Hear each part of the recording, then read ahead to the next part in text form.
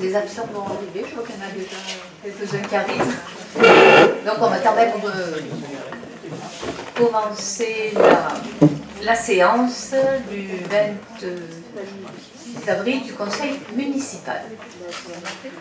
Je vous propose Antoine Fouan comme secrétaire de séance, qui est pour. Merci. Donc Antoine, si tu veux bien procéder à l'appel. Hélène Rougolen. Présent. Marie-France Lefort. Présent. Daniel Guéran. Présent. Marie-Dominique Bagous. Jean-Paul Blais. Présent. Marielle Veuillet. Présent. Johan Michelozzi. Normalement, il va arriver. Voilà. Il est dans le triage, peut-être bien. Béatrice Bonfillon-Chiavassar. Même souci, elle est là. Elle manœuvre aussi, dans la cour. Guillaume Volant. Alors, procuration à Madame Françoise de Comoc. Dominique Chêne. Présent. Gaël Barthélemy-Lassagne. Michel Biotto. Procuration à Dominique Chêne.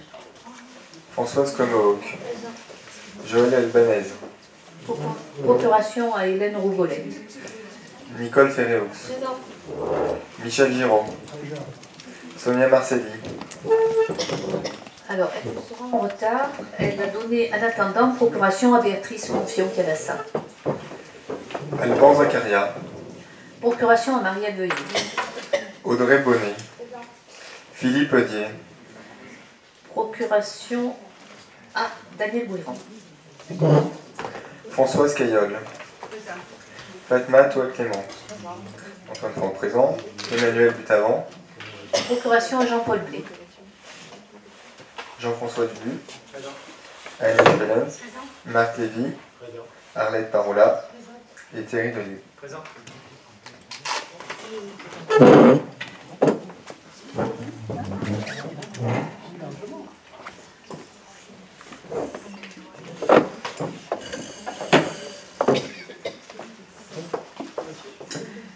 Voilà.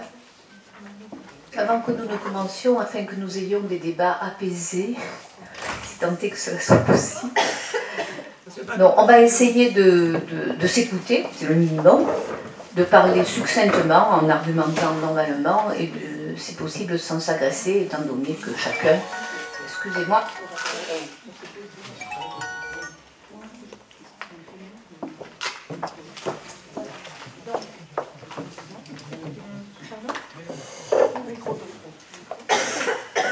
alors d'abord, le compte-rendu du conseil municipal précédent.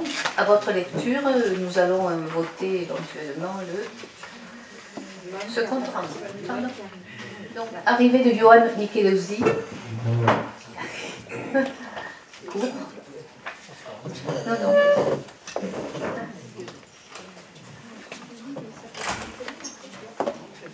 Voilà. Y a-t-il des questions à propos de ce compte-rendu, des choses qui ont... Oui, pardon. Ah, ça marche. Je croyais que c'était allumé de l'autre côté. En fait, moi, je souhaiterais juste que la partie qui concerne le site de l'enfant soit quelque peu étoffée, parce qu'il y a vraiment très peu de choses par rapport à ce qui a été dit. Et donc, si ça pouvait être un peu plus étoffé et plus le reflet des discussions que nous avons eues, ce serait plutôt positif. Notamment que le projet est en lien avec la centrale de Gardanne. En fait, il y a vraiment un condensé, tout ce qui est plus condensé, on va dire, par rapport aux exposés.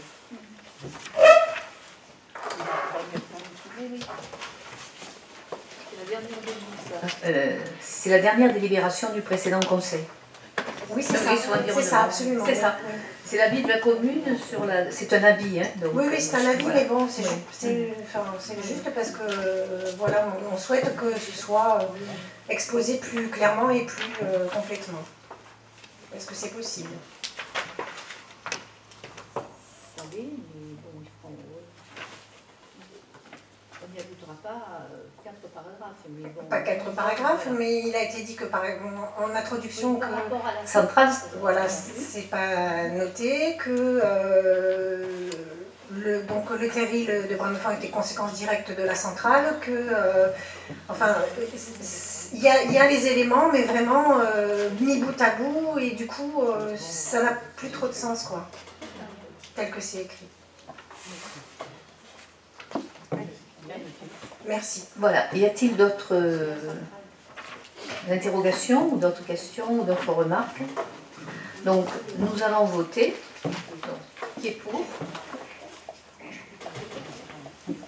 Merci beaucoup.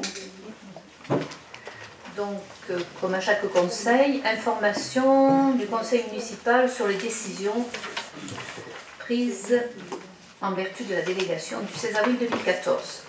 Alors, numéro 22. Signature de l'avenant numéro 1 au marché adapté avec le bureau d'études Habitat et Société consécutif au travail supplémentaire occasionné par l'ajout de points demandé par la commune dans le cadre de la mission de conseil d'assistance à maîtrise d'ouvrage pour modifier le plus, 5e modification, pour un montant de 2 550 €. Le marché initial était à 12 200 €. Numéro 23. Encaissement de la somme de 158,68 € versée par une dame au titre du remboursement suite à un acte de vandalisme sur le véhicule de la police municipale perpétré par un enfant. Numéro 24. Je pense que les noms ne sont pas affichés. Oui. Voilà, c'est pour ça que je n'ai pas nommé. Voilà. Voilà. On n'a pas à le dire. Voilà, numéro 24, modifie l'article 8, cautionnement régisseur mandataire de la décision 109 en 2014 concernant la régie de recettes pour l'encaisse des recettes du service Action Jeunesse Ado. Numéro 25, signature d'une convention avec le SIHA en vue de faire bénéficier les enfants du canton participant aux stages multisports et artistiques pendant les vacances scolaires du 10 au 14 avril et du 18 au 21 avril, du 23 au 27 octobre et du 30 octobre au 3 novembre 2017 de la cantine municipale moyennant un coût de 5 € le repas. Numéro 26, signature d'un contrat de maîtrise d'œuvre avec Madame Romanita Russu-Mattei, architecte, pour le dépôt et l'obtention du permis de construire en vue de la création d'un bâtiment abritant une station de relevage pour un montant de 600 €. Numéro 27. Désignation de maître Hervé Azan pour défendre la commune dans le contentieux SCA Châteaulard, commune de Fuveau, devant le Conseil d'État, suite à l'ordonnance du 20 janvier 2017 rendue par la Cour administrative d'appel de Marseille, rejetant la requête de la commune de Fuveau par laquelle elle demandait l'annulation du jugement du 29 septembre 2016, rendu par le TA de Marseille. Numéro 28.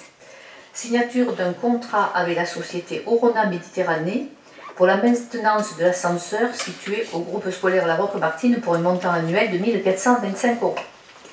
Numéro 29. Désignation de M. Bernard Cervellini de la société et de la société AD2I SAR Scope, groupement architecte et bureau d'études, pour un marché public adapté de maîtrise d'œuvre complète, ainsi qu'une mission complémentaire au PC dans le cadre de la construction d'un restaurant scolaire pour le groupe scolaire Ouvière et la réhabilitation de locaux scolaires en salle de classe. Ce marché est conclu à prix global et forfaitaire par application d'un taux de rémunération de maîtrise d'œuvre de 8% pour la mission complète et 0,95% pour la mission OPC, soit un taux de rémunération totale mission complète et mission complémentaire de 8,95%. Le coût prévisionnel des travaux est estimé à 1 050 000 € hors taxe et le montant de maîtrise d'œuvre s'élève à 84 000 € hors taxe. 9 975 € hors taxe pour la mission OPC, soit un total de 93 975 €. Numéro 30, désignation de la société Sol Essai pour une mission d'études géotechniques dans le cadre de la construction d'un restaurant scolaire pour le groupe scolaire Ouvière pour un montant de 6 657 €. Cette présentation ne donne pas lieu à vote, s'agissant d'une simple information.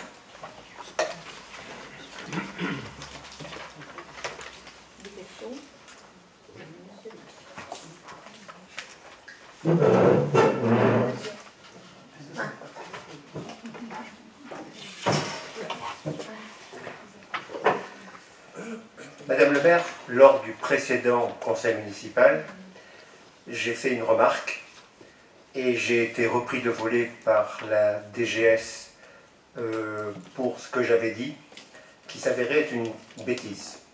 Mais c'était dans mon élan que j'avais dit cette bêtise, parce que je n'ai pas l'habitude de dire ce genre de bêtises. Donc j'ai été repris de voler, je me suis tu pendant tout le conseil municipal. Et en fait, quand je vois les numéros 22, le numéro 26 et le numéro 29, je me rends compte qu'à Fuveau, vous ne faites pas vraiment ce que vous dites que vous faites. Je m'explique. On parle des marchés adaptés, bien sûr. Le marché adapté, par définition, il n'y a pas d'obligation de commission des marchés. Donc, quand vous me dites qu'il n'y a pas d'obligation de faire une commission d'appel d'offres et que je dis c'est obligatoire, je suis repris de voler, j'ai tort, je me tais. Par contre, quand je me rends compte qu'on m'appelle pour une commission des marchés, pour un marché adapté, au milieu entre les deux conseils municipaux, et que on débat d'une opération, que personne ne parle, mais par contre on me dit, à moi, on me demande ce que j'en pense. Ça veut dire que si on me demande ce que j'en pense, ça veut dire qu'on admet ou qu'on me demande de mettre un petit peu de compétence quelque part. Je ne dis pas qu'il n'y ait que moi qui en ai, mais je dis que j'en ai. J'ai essayé depuis le début de la mandature de vous aider. J'ai essayé depuis le début de la mandature d'apporter ma petite graine à l'édifice. Et je m'aperçois que des fois on m'appelle, des fois on ne m'appelle pas. Des fois on fait une commission des marchés, des fois on fait des négociations. Les négociations, des fois on m'appelle, des fois on ne m'appelle pas. Il n'y a pas de cohérence dans l'histoire. Où on fait la même règle partout, ou on ne fait pas la même règle partout. Normalement, avec les montants que vous avez à Fuveau, vous ne devriez jamais faire de CO. Je le sais parfaitement. Le jour où M. Gouiran, au début de la mandature, m'a dit « Mais nous, à Fuveau, on est transparent, on fait des commissions, même si on n'a pas l'obligation de le faire », je me suis dit « Chouette, on va rentrer dans une société, dans une collectivité où il y a de la transparence. » Chose que j'ai toujours aimé voir pendant toute ma vie. Et puis je m'aperçois au fur et à mesure qu'on avance, que, comme je vous l'ai dit tout à l'heure, des fois on m'appelle, des fois on ne m'appelle pas. Donc, quelle est la cohérence de tout ça? Pourquoi? Vous savez très bien que quand on est transparent, c'est qu'on est transparent. Quand on fait les choses normalement, c'est qu'on les fait normalement. Pourquoi je vous dis tout ça? Parce que j'ai fait un petit calcul pour le 22. C'est pas grand-chose. Pas grand-chose. Mais vous avez quand même un avenant qui monte à 18,44%. Moi, je pense que c'est beaucoup. Moi, je me rappelle quand j'ai commencé ma carrière à la mairie de Marseille, quand on faisait des avenants supérieurs à 5%, on se faisait taper sur les doigts. Et à l'époque, le Code des marchés publics, ou du moins les règlements en vigueur, le permettaient. C'est-à-dire qu'on pouvait aller jusqu'à 5%. Dans chaque délibération au conseil municipal, il y avait un article qui disait on peut accepter pour ce marché un montant maximal d'avenant de 5%. Puis après, ça a été supprimé. Je vois qu'il y a 18,44. Ce n'est pas une grosse somme importante. Ça ne fait pas beaucoup, ça fait 2500 €. Mais ce n'est pas 2500 € qu'il faut voir, c'est 18,44. Ça veut dire qu'en fait, si on réfléchit, ça veut dire que les conditions de transparence de la consultation n'ont pas été respectées. Voilà. Je voulais vous dire ça, je l'avais sur le cœur depuis le dernier conseil municipal. Je vous l'ai dit. Moi, de toute façon, quand on me demandera mon avis, je le donnerai. Et je le donnerai du mieux que j'ai pu. Je peux même vous dire ce que j'ai dit lors de la commission la dernière fois à Madame Lefort. J'ai trouvé que le maître d'œuvre qui avait présenté son rapport avait présenté un rapport impeccable. Et un rapport digne d'une ville comme Fuveau et digne d'une commission des marchés comme la nôtre. Ce qui n'était pas toujours le cas depuis les 3 ou 4 dernières années. Voilà. Je vous l'ai dit, je ne l'ai plus sur le cœur. Merci beaucoup de vous être exprimé. Alors, deux petites choses. Je vais vous expliquer pourquoi là il y a cet avenant. Mais auparavant, nous avons décidé, évidemment, pour éviter tout ce genre de débat et de difficultés, d'élaborer un petit règlement des commissions d'appel d'offres en disant, voilà, on réunit à partir de telle somme, marché adapté, etc. Donc on va essayer, nous, de vous proposer quelque chose qu'on vous présentera en conseil municipal, pour que les choses soient claires et définies dès le début, que les choses soient toujours les mêmes, parce que c'est ça en fait qui est important, pour qu'il y ait une homogénéité dans nos commissions d'appel d'offres. Alors, quant à celle-là, il y a une raison. Elle est mineure, celle-là. Pardon, elle est mineure, mais quand même, il faut l'expliquer. La commune a lancé la modification du PLU, dont elle aura l'entière maîtrise.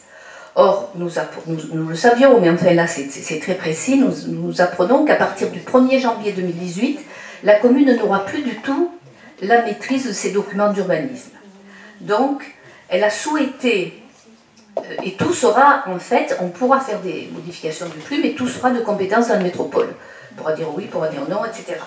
Donc, la commune a souhaité faire étudier un certain nombre de points supplémentaires dans cette modification, pour justement être à l'aise avec ses projets, et donc pour figer ses orientations d'aménagement. Et là, le bureau d'études nous a dit « Ok, mais il me faut un certain nombre de jours supplémentaires », ce qui explique le supplément. Le travail supplémentaire occasionné, c'est en fait, d'après le bureau d'études, 22 jours au prix unitaire de 500 €. Donc effectivement, ça correspond au montant qui est indiqué.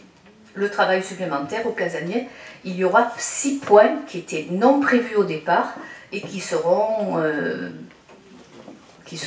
ajoutés à la modification numéro 5 du PLU. Voilà pourquoi il y a cet avenant. Voilà. Je peux vous demander pourquoi il y avait 6 points de plus. Parce que normalement, il y a une chose qui se passe dans la loi MOP, c'est que le maître d'œuvre est assujetti, c'est ce que j'ai essayé de vous dire quand on parlait de monsieur de CS, je ne me rappelle plus, CSSCM, j'ai essayé de vous dire quelque chose que vous n'avez jamais écouté. Mais la loi MOP, elle a des droits et elle a des obligations. Ça veut dire que les maîtres d'œuvre, quand ils viennent concourir chez nous, ils concourent avec ce qu'on appelle un coût d'objectif. Et le coût d'objectif, il y a une tolérance. Ça veut dire que si jamais vous ne respectez pas le coût d'objectif, c'est le maître d'œuvre qui est pénalisé. Or, ce qui se passe actuellement à Fuveau, c'est que non seulement le maître d'œuvre n'est pas pénalisé, mais en plus, il est valorisé.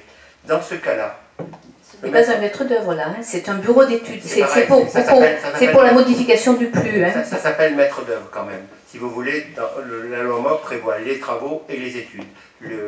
La loi MOP prévoit donc que ce soit un bureau d'études ou un architecte, ça s'appelle un maître d'œuvre. Mais le maître d'œuvre, normalement, il aurait dû dire que à partir du moment où il accepte un forfait, il n'a pas droit à quelque chose. Les avenants, théoriquement, c'est des conditions climatiques. Les avenants, c'est normalement des conditions qu'on ne pouvait pas prévoir. Moi, ce que j'essaye de vous dire depuis 3 ans que je suis en commission des marchés, c'est que la méconnaissance des dossiers fait que les maîtres d'œuvre vous font avaler n'importe quoi. Et moi, au lieu de me contrer, au lieu d'essayer de me voir, écoutez ce que j'ai à vous dire. Et souvent, je ne dis pas toujours, mais souvent, il y a peut-être quelque chose à prendre dans ce que je vous dis. Voilà ce que je voulais vous dire. Là, j'entends bien, mais on ne peut plus maintenant, de notre propre chef, faire une nouvelle modification du PLU, parce qu'il y a le commissaire enquêteur, etc. Donc, comme nous avons des projets sur lesquels nous voulons figer nos opérations, hein, nos projets, nous avons donc ajouté ces points voilà, avec le même bureau. J'entends bien, le bureau d'études aurait dû le faire sans avenant. Parce que c'est une mission qu'il a à faire. Il n'a pas des pages à remplir, il a une mission à faire. Et si vous exigez une modification de votre PLU, vous devez avoir la modification que vous voulez, vous, pour votre PLU. Et en aucun cas, le maître d'œuvre doit imposer, entre guillemets, imposer sa loi. C'est le maître d'ouvrage qui impose sa loi, c'est-à-dire vous, Madame Laine. Bref, on ne va pas passer la soirée là-dessus, mais... Non, moi je vais intervenir sur les points. Hein. On n'entend pas. Je vais intervenir sur les points. Vous disiez que sur des conditions particulières, il y avait des conditions d'urgence qui se faisaient, notamment au niveau de l'intégration du tri de l'Arc. Et le tri de l'Arc est arrivé dans les bureaux de la mairie en novembre dernier. Et on avait lancé l'étude déjà depuis pas mal de temps. Donc c'est des trucs qu'il fallait mettre à jour. Donc ça portait sur des études complémentaires, notamment au niveau du règlement. Donc on a demandé d'étudier ça. Et puis il y avait des caractères d'urgence. L'urgence, pour nous, c'était de l'urgence, oui. Puisque le dépôt de permis de la maison de retraite, enfin du foyer pour les personnes âgées, était conditionné à l'enlèvement d'emplacement réservé.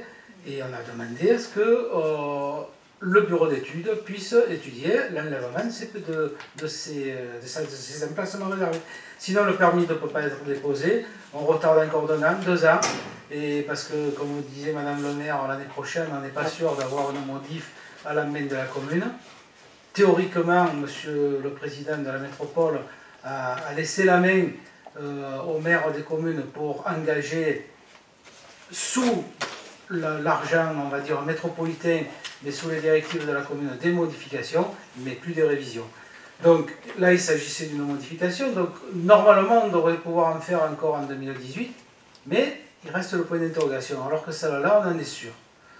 Donc il y avait ce caractère d'urgence aussi, on devait absolument enlever ça, parce que sinon, on dit adieu à la maison de retraite. Je suis d'accord avec vous, mais ce n'est pas du tout une raison d'avenant, ça. Par contre, ce que vous avez dit tout à l'heure, oui. C'est-à-dire que le fait qu'il y ait eu une modification, parce qu'il y avait, j'ai pas très bien compris, mais il y avait une histoire de tri de déchets qui se sont passés après... C'est l'inondation. L'inondation côté là, excusez-moi.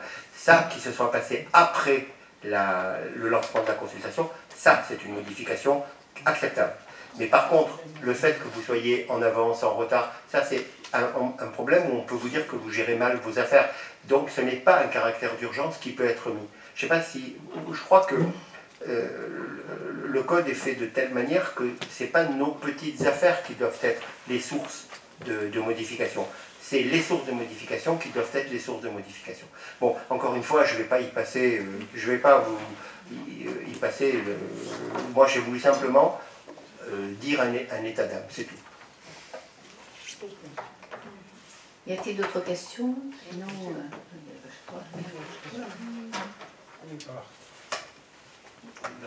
moi, j'ai ma sempiternelle question sur la numéro 27. J'étais sur Château-Larc, j'étais à 2 doigts de me réjouir du fait qu'on avait changé d'avocat. Puis après, j'ai oublié qu'effectivement, la loi oblige, quand on passe en Conseil d'État, à ce que ce ne soit pas le même avocat. Je suis revenu sur... Il y a surtout des avocats spécialisés pour le Conseil d'État et d'autres. Tout le monde ne peut pas plaider en Conseil d'État. Par contre, je vais vous poser ma question sur l'état des lieux des affaires en cours avec Château-Larc à la date du 26 avril. Où en est-on? Là, je vous explique le Conseil d'État, puisque le reste, c'est statu quo. Donc le tribunal administratif s'est prononcé en 2016, hein, voilà. Il a annulé l'arrêté du 1er décembre 2014 par lequel la commune avait retiré l'arrêté de lotir à la SCA Château-Larc. Suite à l'appel de la commune de la cour administrative d'appel par une ordonnance du 20 janvier 2017, a rejeté la requête de la commune et la commune a donc décidé de faire appel. Voilà. Voilà, je pense voilà, à la rentrée de septembre, on fera un point. Sur les autres affaires, il n'y a rien de... Non. Sur d'autres affaires, il n'y a rien de nouveau. Ah oui, il n'y a eu que les trucs des différentes sociétés. L'Arilou, là, la commune a gagné. Il avait attaqué toutes les sociétés qui avaient... les permis, tous les permis des sociétés qui ont construit des bâtiments autour de voilà. Ça, il y a eu un jugement là-dessus? Ouais, ça a été rendu... Il y a quelques jours, là, non? Les requêtes des Châteaulards ont été rejetées. Un jugement du Conseil de la Cour d'appel. Je ne sais pas si c'est la Cour d'appel ou le Conseil d'État. Non, je pense que le Conseil d'État. il y a naturellement que qu'on prenne une précision. J'imagine bien que vous suivez quelque part l'ensemble de ces... Tout est très bien suivi. À la fois par la directrice du service urbanisme, par Daniel, qui le suit de très près. Oui. Pardon? Je peux passer le voir. C'est consultable, je ne sais pas, moi, il y a un dossier, mais normalement non, puisque nous sommes en contentieux. Voilà. C'est pas consultable par les fuvelins, c'est pas consultable par les élus. C'est-à-dire en quoi M. Gouéran, qui est un élu, a le droit de le consulter, en quoi moi, M. Dubus, qui suis un élu, n'ai pas le droit de le consulter. Mais tout simplement, c'est parce que j'en ai la délégation. Monsieur Gouéran ne le consulte pas, hein, il est dans le bain, il nous donne ses arguments, etc. C'est tout à fait autre chose. Et l'ensemble, seul M. Gouéran là? Nous, là-bas, on vous propose. En septembre, on vous fera un point général, comme on a fait il y a quelques temps en arrière, de façon précise, et puis voilà, hein, sur l'ensemble des procédures. Puisqu'il y en a qui s'arrêtent, puis il y en a d'autres qui sont de nouveau introduits par la SCA ou SCI Châteaulard. Voilà, il recommence. Oui, Madame Paola? Oui. Ces discussions techniques sont pas très intéressantes. Par exemple, la question qui était intéressante, c'était quels sont les points qui ont été ajoutés. Ce que je veux dire, c'est que si on me demande, moi, dans la commune, le PLU et les modifications, quel est le cadre global sur lequel elle porte, je serais incapable de répondre. Jusqu'à ce que... On a eu des documents avec des points, des tas de points qui sont un peu compréhensibles.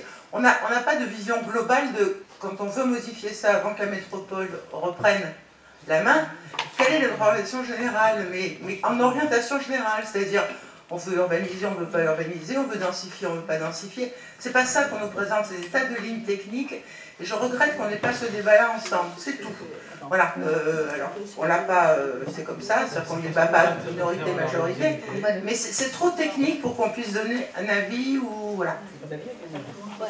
Une modification du plus n'est pas une révision. Hein.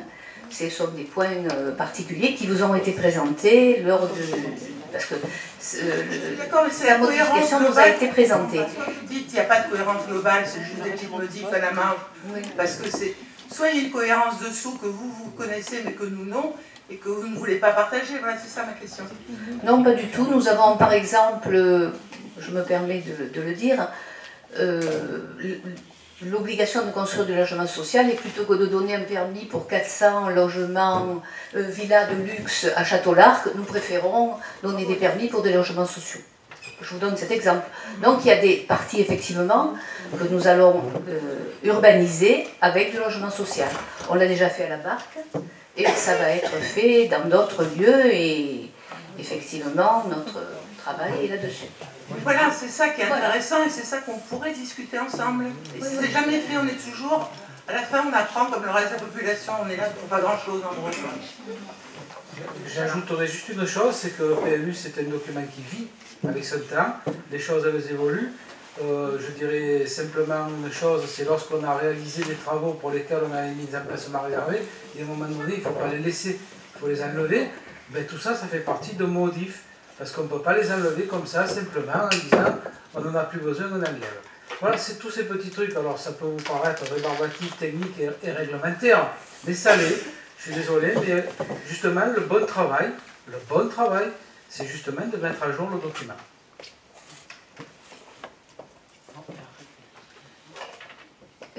D'autres remarques? Oui. Moi, je voudrais vous demander, par rapport au numéro 29, est-ce que vous pourriez nous préciser un petit peu, on parle d'un restaurant scolaire, est-ce que c'est pour le groupe? Est-ce que c'est un restaurant commun aux deux écoles? Qu'est-ce qui va se faire exactement? Oui. Peut-être Johan va vous répondre parce qu'il est très au fait du dossier. Justement, c'est sa délégation, donc lui connaît parfaitement le dossier. C'est comme Daniel avec l'urbanisme. Voilà, et comment se partage la délégation? Si vous m'interrogez sur ce qu'il va y avoir, je peux vous répondre. Si vous m'interrogez sur les marchés, c'est pas moi que c'est Daniel, d'accord? Donc oui, il y aura un restaurant scolaire qui va être commun au groupe, qu'on pourrait appeler le groupe scolaire ouvrière, maternelle et élémentaire. L'idée, c'est, vous le savez, on a un problème d'effectifs sur la commune, de trouver des classes qui puissent accueillir nos futurs effectifs, puisque ça se développe. Et pour trouver des effectifs dans un laps de temps plus court que la construction d'une école, l'idée était de construire un restaurant scolaire qui va se situer entre l'école maternelle et l'école élémentaire, sur cette zone-là.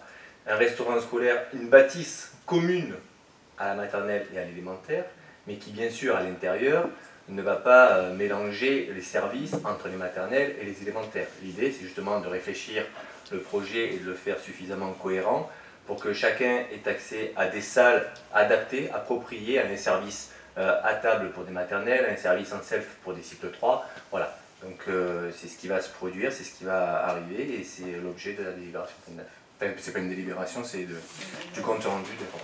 Donc c'est un bâtiment qui va être indépendant par rapport au Absolument. bâtiment existant. C'est un nouveau bâtiment qui va être construit entre les deux, sur du terrain qui est municipal, et qui aura bien sûr un accès pour chacune des écoles. Avec des passerelles abritées Alors, là vous êtes déjà dans les points très techniques, ça c'est pas encore statué, mais il y aura une entrée spécifique pour les maternelles et une entrée spécifique pour les élémentaires.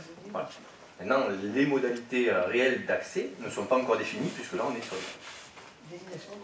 Il s'agit simplement de désigner l'architecte. Hein. On n'est pas encore dans le projet, il n'est n'est pas encore dessiné. Ça va faire partie du cahier des charges, mais pour l'instant, ça n'y est pas. On peut déjà avoir dans l'idée de ne pas laisser sortir les enfants dehors et puis pour qu'ils rentrent. Non, voilà. Non, c'est un accès par l'école. Alors, on imagine à peu près, on situe à peu près d'où vont arriver les maternelles. On a, pour l'instant, on va avoir comme contrainte technique probablement l'élévation du bâtiment par rapport au terrain en pente de la cour de maternelle. Mais ça va être à résoudre avec l'architecte, et ça, j'ai pas encore de solution à vous proposer aujourd'hui. Mais ça sera une entrée indépendante pour les maternelles, un accueil indépendant, des porte-manteaux adaptés à leur taille, et de la même manière pour les élémentaires. Je suppose que les classes, que les inscriptions se sont faites. Est-ce qu'on sait combien à la rentrée il y a besoin de classes supplémentaires? Puisque ça c'est fait pour accueillir de nouveaux enfants, j'imagine. Donc est-ce qu'on sait le nombre de classes dont on aura besoin à Fugo l'année prochaine? Les inscriptions sont encore en cours. Donc j'ai des chiffres actuellement qui, pour l'instant, à ce jour, ne nécessitent pas d'ouverture de classe, mais qui peuvent évoluer dans les semaines ou les mois qui arrivent. Actuellement, je n'ai pas d'ouverture de classe à la rentrée. On a des écoles qui sont très chargées, c'est vrai, mais on n'a pas d'ouverture de classe demandée auprès de l'Éducation nationale faite à ce jour. Maintenant, peut-être que dans 15 jours, je ferai une demande, mais les chiffres que j'ai aujourd'hui ne me permettent pas de le faire. Combien d'enfants de plus aujourd'hui? De plus? Oui, à ce jour-là, il y a combien de nouvelles inscriptions par rapport à... Ah, mais j'ai des radiations, j'ai des demandes de dérogation, donc j'ai des inscriptions classiques, on a quelques inscriptions en plus de gens qui arrivent. Et combien? J'ai pas le chiffre là aujourd'hui, mais j'ai pas d'ouverture de classe, ça c'est sûr. Faut pas oublier que l'année dernière on a ouvert des classes, dont une à l'école maternelle Roque-Marty, ce qui permet d'avoir un taux de remplissage sur la commune, parce que l'Éducation nationale réfléchit en termes de commune, pas forcément en termes d'école. Donc on a une classe qui a été ouverte, qui n'est pas l'école maternelle de Roque-Marty n'est pas remplie entièrement. Voilà, donc on a encore de la place sur la commune, c'est serré, mais pour l'instant je peux encore accueillir. Et donc ce restaurant est suspendu au besoin ou pas d'ouvrir une nouvelle classe? Ah non, le restaurant, il se fait... Le restaurant, il va se faire, parce qu'on sait que démographiquement, la commune va s'étendre, et pour éviter de me retrouver dans 1 an et demi ou dans 2 ans avec des élèves que je ne suis pas en capacité d'accueillir, on a préféré anticiper, parce qu'on sait très bien que la construction d'une école, même si des projets sont réfléchis, sont en cours d'élaboration, etc., ça ne se fait pas comme ça en 2 ans. Or, il est fort possible, vu les ouvertures de classes qu'on a eues les 2 dernières années précédentes, 2 classes l'année dernière, 2 classes l'année d'avant, que j'ai un besoin urgent de classes et je ne saurais pas les mettre. Je n'aurai pas de place. Donc on préfère anticiper, faire ce projet-là, alors même s'il se fait en urgence, mais en urgence sur 1 an et demi, le mettre en œuvre pour qu'à la rentrée 2018, si j'avais 1, 2 ou 3 ouvertures de classe, on soit en capacité de mettre en œuvre. Gérer, c'est prévoir. De toute façon, en plus, par rapport au restaurant, l'idée a été, par rapport au restaurant, c'est qu'actuellement, le restaurant scolaire de Louvière n'est pas suffisant et les enfants mangent tard. Si en plus, monsieur Blé, ne pas avoir d'informations, est obligé de les réclamer sans arrêt. On nous fait ce genre de réflexion ironique. Gérer, c'est prévoir. Je pense qu'on peut tout de suite démissionner et s'en aller. Ça suffit, ça suffit. C'est insupportable. Merci. Nous passons à autre chose. Oui, juste pour effectivement. Merci, Johan, par ailleurs, pour tes réponses.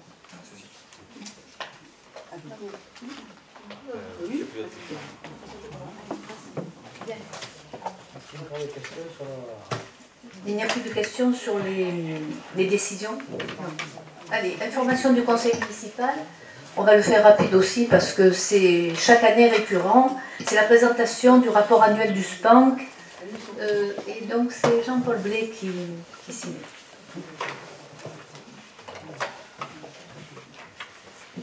Donc on va parler du SPANC et du rapport annuel 2015. Donc le SPANC, c'est le service public d'assainissement non collectif. Donc conformément à l'article du Code général des collectivités territoriales, la communauté du Pays d'Aix doit mettre à disposition des usagers, des élus et des administrations son rapport annuel sur la qualité et le prix du service public d'assainissement non collectif. Je vous signale que ce document, vous aviez le lien au moment de la consultation, donc c'était un lien téléchargeable pour tous, il n'y avait pas besoin d'une délégation pour pouvoir télécharger le rapport, il était ouvert à tous, et je suppose que tout le monde en a pris connaissance. Comme donc l'Assemblée municipale est invitée donc à prendre connaissance de ce rapport annuel 2015. Il est rappelé que ce service public a été mis en place au 1er janvier 2004 avec le transfert de compétences des 34 communes de la communauté du Pays d'Aix. Je vous rappellerai que le SPANC a 3 missions principales, celle qui consiste à contrôler la conception et la réalisation des installations neuves, celle à contrôler donc le bon fonctionnement des installations existantes et également un rôle de conseil auprès des usagers et des professionnels par rapport aux aspects réglementaires et des aspects techniques. 26 000 installations d'assainissement non collectif ont été recensées dans le Pays d'Aix, dont environ 1400 sur le territoire communal. En 2015, 28 dossiers ont été déposés au SPANC pour la commune de Fuveau, dont 8 pour le permis de construire relatif à une construction neuve, 6 pour permis relatif à une construction existante et 14 pour réhabilitation. Parallèlement à ça, il y a eu 35 contrôles qui ont été effectués à la demande dans le cadre de vente ou de demande d'urbanisme. Par ailleurs, dans le cadre du programme de réhabilitation, 65 usagers, alors là c'est pour l'ensemble du territoire, ont reçu une aide financière provenant essentiellement donc de l'agence de l'eau pour un montant global de 195 000 €. Il faut savoir que cette aide peut atteindre 3 000 € pour des installations qui représentent un danger pour la santé. Dans le cadre des travaux, je vous signale que les travaux, si vous avez été contrôlé et si vous avez été mis en situation de réhabiliter votre installation, vous avez 4 ans pour vous mettre donc en conformité avec une installation correcte. Normalement, le contrôle périodique qui a eu lieu les années passées est prévu pour reprendre sur la commune à partir de 2017 et 2018. Je vous rappellerai quand même que sur le territoire donc, de l'ancienne CPA, à fin 2015, 1,5% des installations n'étaient pas raccordées donc au réseau, complètement. 7% présentaient un risque sanitaire, 63% étaient non conformes mais sans danger pour la santé des personnes, 10% présentaient des défauts d'entretien ou d'usure et seulement 18,5% présentaient un état satisfaisant. En termes de tarification, je vous informe que les taux ont inchangés par rapport à ceux des années précédentes, à savoir 410 € pour un contrôle pour une installation neuve, 320 € pour contrôle d'une installation réhabilitée, et par rapport au contrôle périodique dont on parlait à l'instant, cela coûte 110 € donc aux particuliers. Voilà, donc par rapport à l'aide, on en a parlé. Voilà, donc cette présentation ne donne pas lieu à vote s'agissant d'une simple information. Voilà, donc si vous vous avez des questions par rapport à ce rapport périodique. Bon, c'est le rapport 2015, donc il date un petit peu, mais bon, voilà. Moi, c'était un peu ça ma question.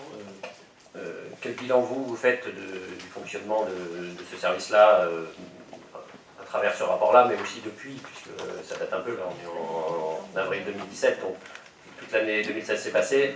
Est-ce que vous avez eu des Fuvelins qui sont venus vous voir sur ces problématiques-là? Comment ça se passe quoi, sur ces sujets-là? Alors, c'est un service qui, effectivement, avec la mise en place de la métropole, voilà. Et bon, le relationnel est peut-être un petit peu plus compliqué qu'auparavant, c'est clair.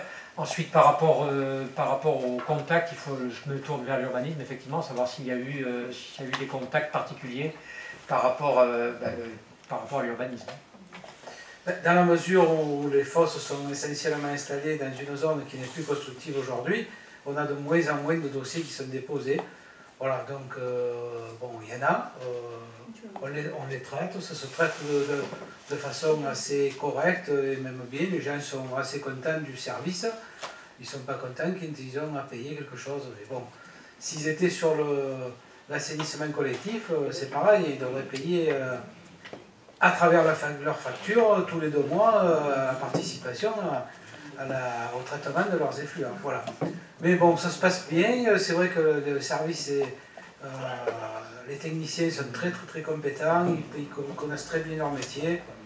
Ils demandent systématiquement pour l'installation d'une nouvelle fosse une étude de sol au préalable qui dimensionne de façon précise la fosse installée en fonction de l'habitation qui va être construite.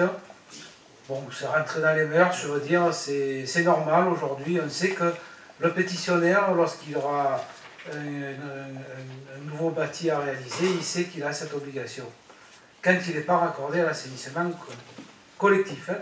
Ce dont je répète encore aujourd'hui, petit à petit, ces dossiers-là, on les voit de moins en moins, puisque quand même, l'effet PLU de 2008, on voit très bien le changement de la façon d'urbaniser de la ville.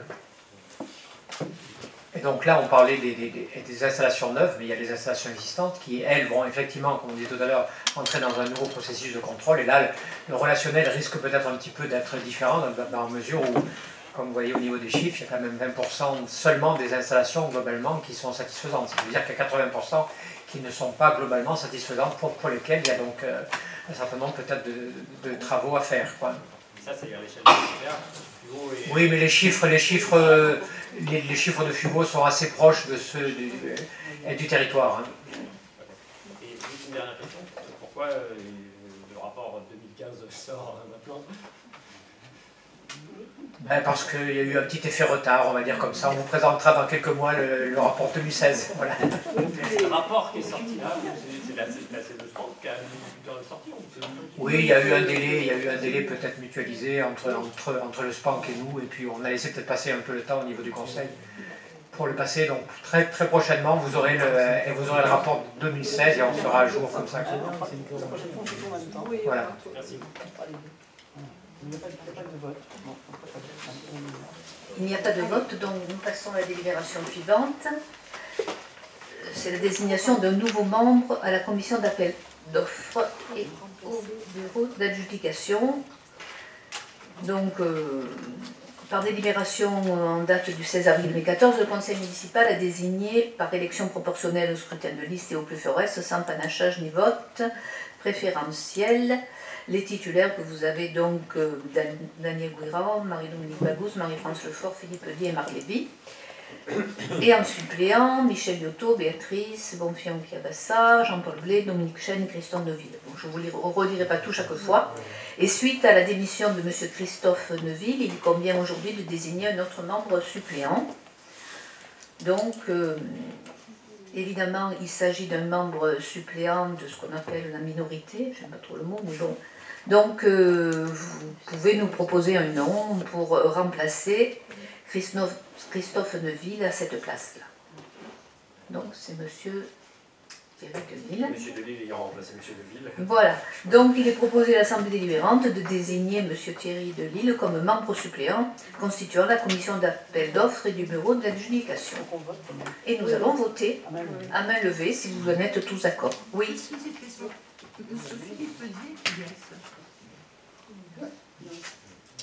C'est monsieur qui est assis là-bas d'habitude. Aujourd'hui, il n'est pas là.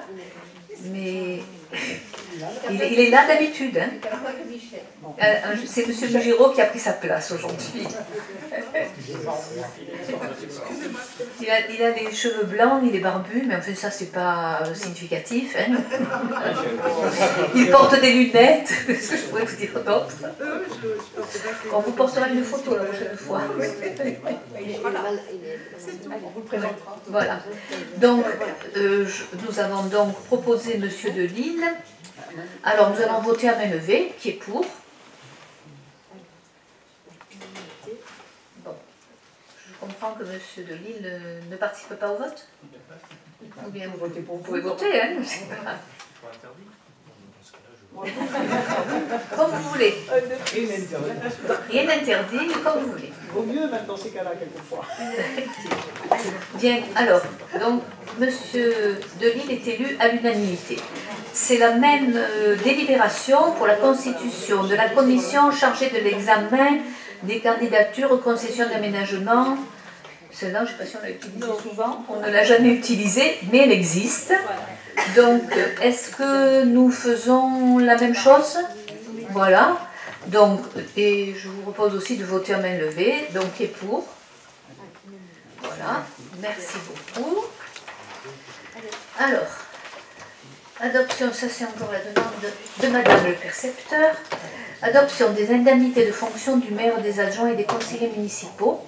Et cette délibération remplace celle du 16 avril 2014. La délibération donc du 16 avril 2014 fixant les indemnités de fonction de maire, adjoint et conseiller délégué faisait référence expressément à l'indice brut maximal 1015. Suite au décret 2017 du 26 janvier 2017 relatif aux indices de la fonction publique territoriale, l'indice terminal de la fonction publique territoriale a été modifié. Il s'agit à présent de l'indice 1022. Par conséquent, il convient de prendre une nouvelle délibération qui est la même que la précédente, mais qui visant l'indice brut terminal de la fonction publique sans autre précision, puisque de nouvelles modifications de cet indice est prévue en janvier 2018. Voilà. Donc, le reste de la délibération reste inchangé. Donc, tout ce qui a été voté pour les pourcentages, donc l'indemnité du maire est fixée à 39% au lieu des 65% possibles, etc. Les 8 adjoints, voilà. 6 conseillers municipaux délégués et 9 conseillers municipaux qui ont d'autres délégations. Donc, il convient aussi que l'Assemblée délibérante précise que le versement des indemnités de fonction est effectif à compter du 1er janvier 2017 et précise que les indemnités de fonction seront automatiquement revalorisées en fonction de l'évolution de la valeur. Cette dernière phrase nous permettant, chaque fois que cet indice change, de ne pas redélibérer. Là, si ça change encore en janvier 2018, on n'est pas obligé de redélibérer. Voilà. Si les questions, oui. Oui, j'ai juste une question. Au final, les montants indemnitaires restent les mêmes. Oui, c'est ça. Voilà.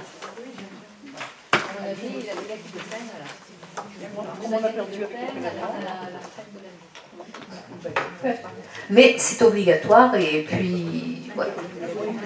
Toutes les communes sont obligées de le faire. Mais nous avons inscrit cette dernière phrase qui nous permet, j'espère que le percepteur en sera d'accord, si l'indice évolue encore, de ne pas redélibérer. Pas sûr. Oui. Enfin, j'ai une remarque et une question. Moi, la remarque, on s'était abstenu en 2014. Moi, je ferai de même aujourd'hui. Par contre, la question, enfin ma demande, c'est plutôt une demande, dans le cadre de la transparence de la vie publique, moi je pense qu'il serait sain d'exposer l'ensemble des indemnités que touchent les élus. Donc ça, c'est une partie des indemnités liées au conseil municipal. Alors vous n'avez rien d'autre, très bien, donc vous ne participez ni au conseil de territoire, vous ne participez à aucun syndicat dans lequel il y a des indemnités. Alors soit vous l'affichez clairement et vous me dites qu'il n'y a rien d'autre. Non, on fera des recherches et on vérifiera qu'effectivement il n'y a rien d'autre. Le conseil de territoire, oui. Le conseil de territoire... Je pense que le conseil de territoire est déjà une instance dans laquelle il y a des indemnités pour les élus, il y a des élus de FUVO qui participent au conseil du territoire, donc ça serait bien d'afficher, de faire un tableau récapitulatif que, en fonction des différentes instances, voilà. Pas là-dessus, on peut l'afficher pour notre papier. Ah oui, non, pas là, non, mais pas là, c'est pas ça. Ma demande, elle est, voilà, pour la prochaine fois, par exemple. Et de mettre aussi les indemnités, alors qui sont liées à l'ensemble des participations à des syndicats, les tickets, quand on est dans des conseils d'administration de syndicats ou des choses comme ça, il y a un certain nombre de syndicats. Il y en a dans lesquels il n'y a pas de rémunération aucune, il y en a dans lesquels il y a des tickets. Est-ce que vous pourriez nous exposer l'ensemble? Expliquez ce que c'est qu'un ticket, je ne sais pas, j'en ai jamais entendu parler, donc je n'en ai pas... Ah, vous parlez de quoi? Des tickets, quoi? Bah, par exemple, on m'a dit qu'au collège, les membres touchaient un ticket au collège. Ah bon? Ah, c'est nouveau, moi j'y étais pendant 14 ans, je n'ai jamais touché de ticket. Hein. C'est une information, vous voyez, moi j'y suis pas. J'en fais partie. Un ticket dans un conseil d'administration, c'est je participe à un conseil d'administration, donc je touche une indemnité courante au fait d'être membre de ce conseil d'administration. Ça, c'est dans les entreprises. Oui, à taux de présent, je ne sais même pas. Non, mais ma question, elle est très simple. Et vous voyez, à la limite, elle va dans le sens parce que, vous voyez, moi, je ne suis pas au courant, donc ma question, elle est très simple. Est-ce que vous seriez en mesure, pour la prochaine fois, d'essayer de lister l'ensemble des indemnités, que je ne connais pas forcément, à l'ensemble des participations, etc. Voilà. Ma question, elle s'arrête là. Même qu'on peut tous te le dire maintenant, et parce que ça va très vite. Donc, si tout le monde en est d'accord, je pense qu'on peut tous passer et on peut tous te le dire. Très honnêtement. À transparence immédiate, hein. Il n'y a aucun problème. Hein. Alors, moi je siège au conseil de territoire numéro 2. Effectivement, j'ai une indemnité par rapport à ce qui correspond à un conseiller municipal d'une ville de plus de 100 000 habitants, je crois, voilà. Donc c'est 200 et quelques euros par mois, voilà. Moi, je n'ai rien caché. Et après, c'est pas dans notre culture d'aller chercher des tickets, voilà. Personnellement, moi je siège au SABA, le syndicat d'aménagement du bassin de l'Arc, je fais partie du bureau, je suis secrétaire au niveau du SABA et je n'ai, comme l'ensemble des élus du SABA, vous pouvez filmer un double zéro. Mais c'est pire, Jean-Paul, c'est qu'on paye en plus les frais d'essence, quand on se déplace, on paye nos frais de déplacement, que ce soit au sabbat, au chemin, Monsieur Dupuis, je suis présidente du CIVOM qui comporte 10 communes, donc plus de 30 000 habitants, c'est-à-dire l'équivalent de 3 fois la ville de Fuveau. Je pourrais prétendre effectivement une indemnité équivalente pour un maire de ce nombre d'habitants. Eh bien, sachez que justement, pour pouvoir assurer la bonne gestion de ce syndicat, j'ai fait en sorte que mes indemnités soient de l'ordre de 270 € par mois. Vous voyez, c'est pas énorme. Hein. Je paye tout le reste. Moi, je siège au CIVU, donc le syndicat intercommunal à vocation unique, qui donc regroupe 6 communes. Je me déplace dans les 6 communes et je n'ai aucune indemnité et je n'ai aucune indemnité non plus de déplacement. Donc, voilà. Moi, je siège à la CEMAG à Gardanne. Je vais à environ 7 à 8 réunions par mois. Et je vais à Gardanne avec ma voiture. Je me garde dans Gardanne avec mes petits sous. Et je ne touche aucune indemnité. Moi, je vais à des réunions de l'UDAF, je paye le parking, c'est ma voiture personnelle et mon essence. Et je n'ai aucune indemnité. Alors, nous avons quand même, parfois, quand nous allons à des réunions de la métropole qui sont loin, parce qu'on va à Saint-Mitre des Remparts, donc on prend effectivement Fosse-sur-Mer, Port-de-Bouc, on prend une voiture de la mairie, mais on essaie de faire du covoiturage, à la fois entre les maires et les élus qui siègent dans dans ces réunions, on fait du covoiturage ensemble. Mais le pire, c'est quand on est obligé de descendre à la préfecture. Moi, ça m'arrive assez régulièrement. Bon, mais on se tape, enfin, personnellement, je me tape chaque fois 7,20 €, 7,80 € de parking. Voilà. Mais bon, j'ai signé, je le fais. Voilà. Ça ne vient pas de demander quoi que ce soit. Mais on pourrait le faire. Oui, nous n'avons aucune état d'âme non plus, Jean-François, et c'est bien pour ça qu'on est totalement transparent. À l'instant même où tu nous le demandes, il n'y a aucun problème. Et effectivement, pour ton information parfaite, toutes les commissions du Conseil de territoire auxquelles on va au moins 1 à 2 fois par mois chacun, sans parler des frais de déplacement qui, à notre sens, et je crois généralement dans tout conseil municipal, c'est normal qu'on n'en demande pas à la mairie, on pourrait, mais les indemnités de fonction, à notre sens, sont là aussi pour pallier à ce genre de dépenses. Et bien sûr, toutes les commissions du conseil de territoire, il n'y a aucune rémunération qui sont... Voilà, il n'y a aucun jeton de présence, aucun ticket, rien du tout. Voilà, non, mais pour ta parfaite information. Et la commune de Fuveau est particulièrement bien représentée à toutes les commissions de territoire par rapport à d'autres communes voisines notamment. Vous pouvez regarder l'état de présence au niveau de ces commissions de territoire. Territoire pour le travail métropole. Oui, pareil pour les commissions d'attribution de logement, où on nous envoie un peu partout dans le département. On siège dans les commissions, mais c'est aussi à l'autre. Là, je redis, quand c'est possible, vous pouvez très bien prendre une voiture de la mairie. Mais c'est vrai que certains le font, d'autres ne le font pas, mais il y a la possibilité quand ils vont dans ces commissions. Voilà. Soucieux des deniers de la mairie de Fuveau, donc on fait avec nos propres sous. Souvent, les véhicules de la mairie sont quand même bien utiles aux personnes qui travaillent pour la mairie, et c'est tout à fait normal comme ça. C'est utilisé par les services aussi. Oui. Voilà. Mais nous en avons un en plus qui, effectivement, peut être utilisé. Qui aurait dû être le véhicule du maire. Le maire utilise son propre véhicule. Non, ça... Ce n'est pas un véhicule de fonction, c'est son véhicule personnel. Non, mais je prends le mien. Le conseil d'administration du collège, M. Pierre Isnard, nous offre un petit apéritif sympa.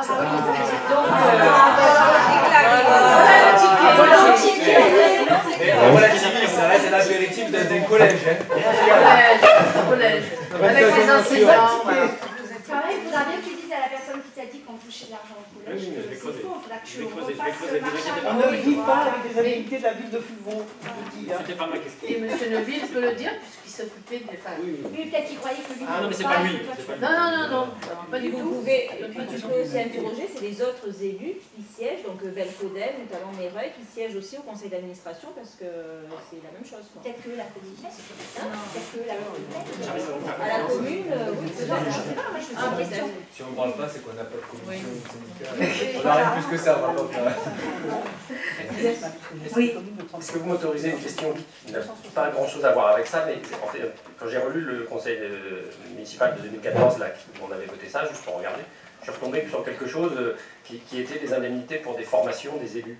Donc voter un budget de 4 000 € pour des formations des élus. Voilà, enfin, c'est peut-être pas. La question, je me rappelle du débat de l'époque où on avait dit comment c'est réparti, comment ça marche, etc. Est-ce que vous pourriez juste, alors peut-être pas là, peut-être la prochaine fois à ce moment-là, faire un petit bilan de est-ce que ces 4 000 € sont utilisés et pour faire quoi? Et est-ce qu'ils pourraient être utilisés par l'ensemble des élus il me semblait que c'était ça. Je confirme qu'effectivement, je crois qu'à peu près pendant 2 ans, vous avez voté 4 000 € et qu'il y avait 0 consommation de crédit. Donc, à ma propre initiative, je l'ai baissé à 2 000, mais il y a toujours 0 consommation de crédit. Voilà. C'est 2 000 € ou 4 000 €. Enfin, de toute façon, vous pouvez voter chaque année au moment du budget primitif. Ils sont effectivement à votre disposition pour faire des formations d'élus. Il suffit juste de tête de passer par un organisme qui est agréé par le ministère de l'Intérieur, de tête. Voilà. Mais vous avez une liste d'organismes agréés et c'est ouvert à tout le monde, quoi. Donc ça fait partir 3 jours, c'est difficile d'y aller. La question que je me posais, c'est que dans une commune comme Fuveau, où il n'y a pas forcément tous les moyens non plus à disposition comme une grande ville. Oui, il y a Internet, mais ça ne suffit pas. On trouve beaucoup de choses, beaucoup de bêtises aussi sur Internet. Et au-delà de l'aspect des économies, parce qu'on peut en faire partout, mais il y a des endroits où il ne faut pas en faire. Je ne suis pas sûr que le fait de dire c'est pas important de former des élus, je ne suis pas sûr que ce soit forcément une bonne économie. Pour autant, après, je pense que c'est à chacun d'estimer ce dont sont ses besoins en fonction de ce qu'il a à faire. Mais voilà, je m'étonne même qu'on n'ait pas dépensé cet argent au sens de peut-être qu'on pourrait y réfléchir pour muscler un certain nombre de sujets, peut-être. Enfin, ça m'étonne qu'il n'y ait rien du tout. Mais voilà, je vous livre. En règle générale, quand même, quand on a une loi qui change, qui vient s'imposer aux communes, quoi, on a quand même toujours, à travers des commissions, notamment du territoire, où on invite des adjoints ou ceux qui ont des délégations, ou par l'association de l'Union des maires, on a toujours quand même la formation. Lorsqu'il faut faire changer quelque chose dans les communes, hein, que ça vienne par le haut, il y a ce qu'il faut pour... L'accompagnement. Oui, tout à fait. Donc c'est fait inévitablement, et c'est dans leur intérêt, parce que s'ils veulent que les communes se mettent à jour au niveau règlement, eh bien, il faut qu'ils passent le message. Voilà.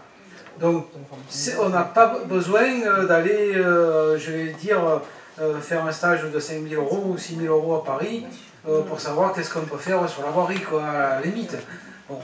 Qu'un chef de service éventuellement y aille, d'accord. Mais un élu, bon, je pense que c'est pas trop sa place, quoi. Par contre, dès que ça touche le réglementaire, le politique réglementaire, quoi, effectivement, on a les informations qui nous arrivent.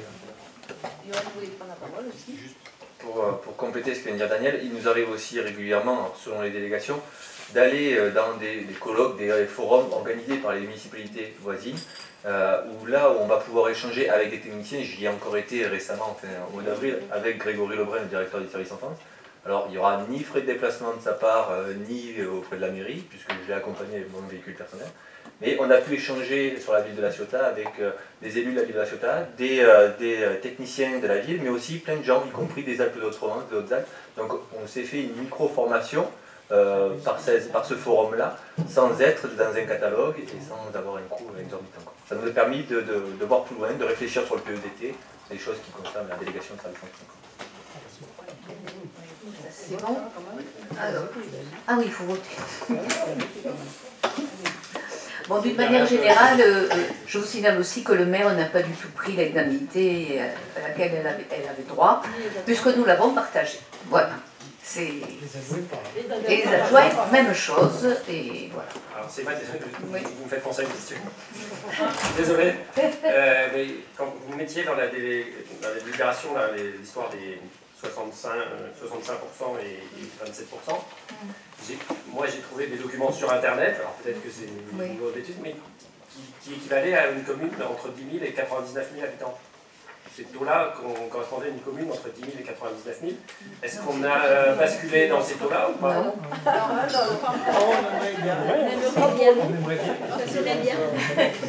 Bon, alors je suis tombé sur un document qui disait ça, et c'était 22 pour les communes inférieures à 10 000 habitants. Peut-être que le document, il n'est pas fiable. C'est des bons taux. C'est des bons taux. Oui. 10 000 à 90 000, c'est une sacrée marge. Pardon? 10 000 à 90 000, la gestion n'est quand même pas la même pour le même. Oui, mais la tranche, je crois que c'est 10 000 à 80 000. Bon. Ça marche, merci. Bien. De toute façon, ce n'est pas ça qui nous fait. C'était peut-être la question des 10 000 habitants. Bien, nous passons au vote. Alors, qui est pour? Qui est contre? Qui s'abstient? Merci. Ensuite, Marie-Dominique Badous, décision modificative du budget général de la commune. Alors, afin de régulariser certaines écritures comptables, d'ajuster les prévisions, il convient de modifier les prévisions de crédit du budget principal de la commune tout en respectant l'équilibre de celui-ci. Une explication au préalable, ça ne change en rien le budget, c'est simplement des écritures que le comptable nous a demandé de modifier de chapitre. Donc c'est des sommes qui avaient été prévues d'une part sur le rond-point du cimetière et qui ont été en partie, pour une partie de 51 000 euros, 51 024,48 euros,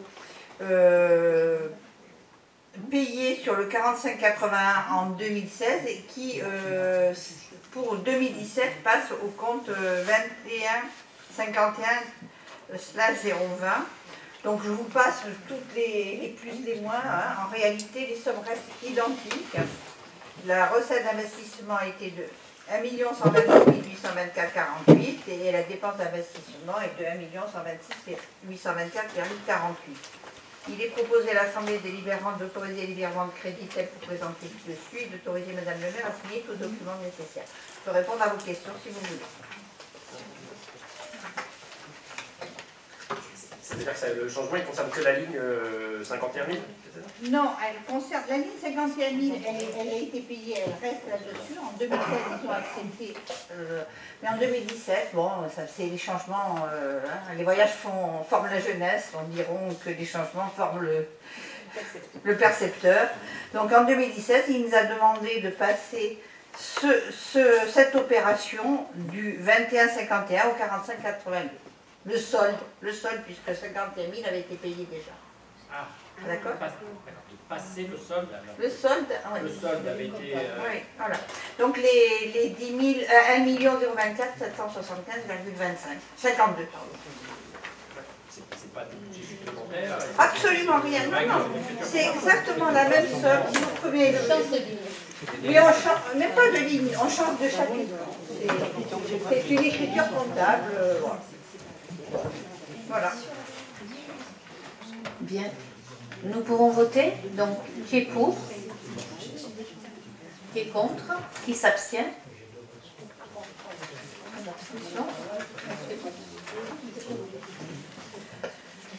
Mido encore, la copropriété immeuble du Cours-l'Aidé pour les travaux de réfection et la répartition financière. La commune de Fumeaux est copropriétaire d'un immeuble situé 1 cours Victor-l'Aidé, 2 rue République, dans lequel elle possède un logement aujourd'hui mis à disposition d'une association. Suite à des problèmes de fuite d'eau récurrents qui ont été signalés, les services techniques ont fait chiffrer la réparation qui s'élève à 3 000 euros, TTC.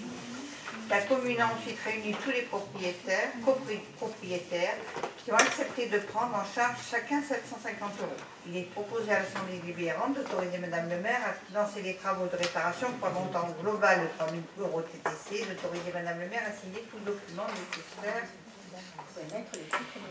Voilà. Alors, oui, y a-t-il des questions à Mido? Il n'y a pas de questions? Pour connaître ce local, franchement, un jour il faudra faire quelque chose. Parce que je suis pas sûr, enfin je ne sais pas où en est le comité des fêtes là-dessus, mais c'est franchement un local qui est dans un état qui mériterait d'en faire autre chose. Voilà. C'est un avis personnel qui n'engage que moi. Après, il faut trouver le remplacement.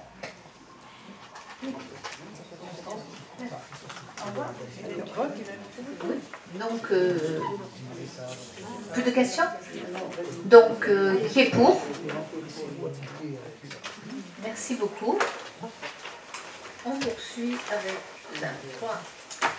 Encore Mido, c'est la subvention exceptionnelle pour la résidence des femmes. Là, c'est pareil, c'est une redite. Hein. La société Nouvelle HLM a obtenu en 2012 un permis de construire pour un programme de 24 logements locatifs sociaux et 17 maisons en accession sociale au hameau Ogilon. Cette opération viendra renforcer le patrimoine locatif social de la commune. Ce programme résidence des pins est difficile à mettre en œuvre et en équilibre financièrement, car les travaux d'infrastructure, notamment les VRD et les réseaux incendies, représentent des postes lourds. Aussi, le bailleur social a sollicité la commune afin d'obtenir une participation financière exceptionnelle au plan de financement de cette opération.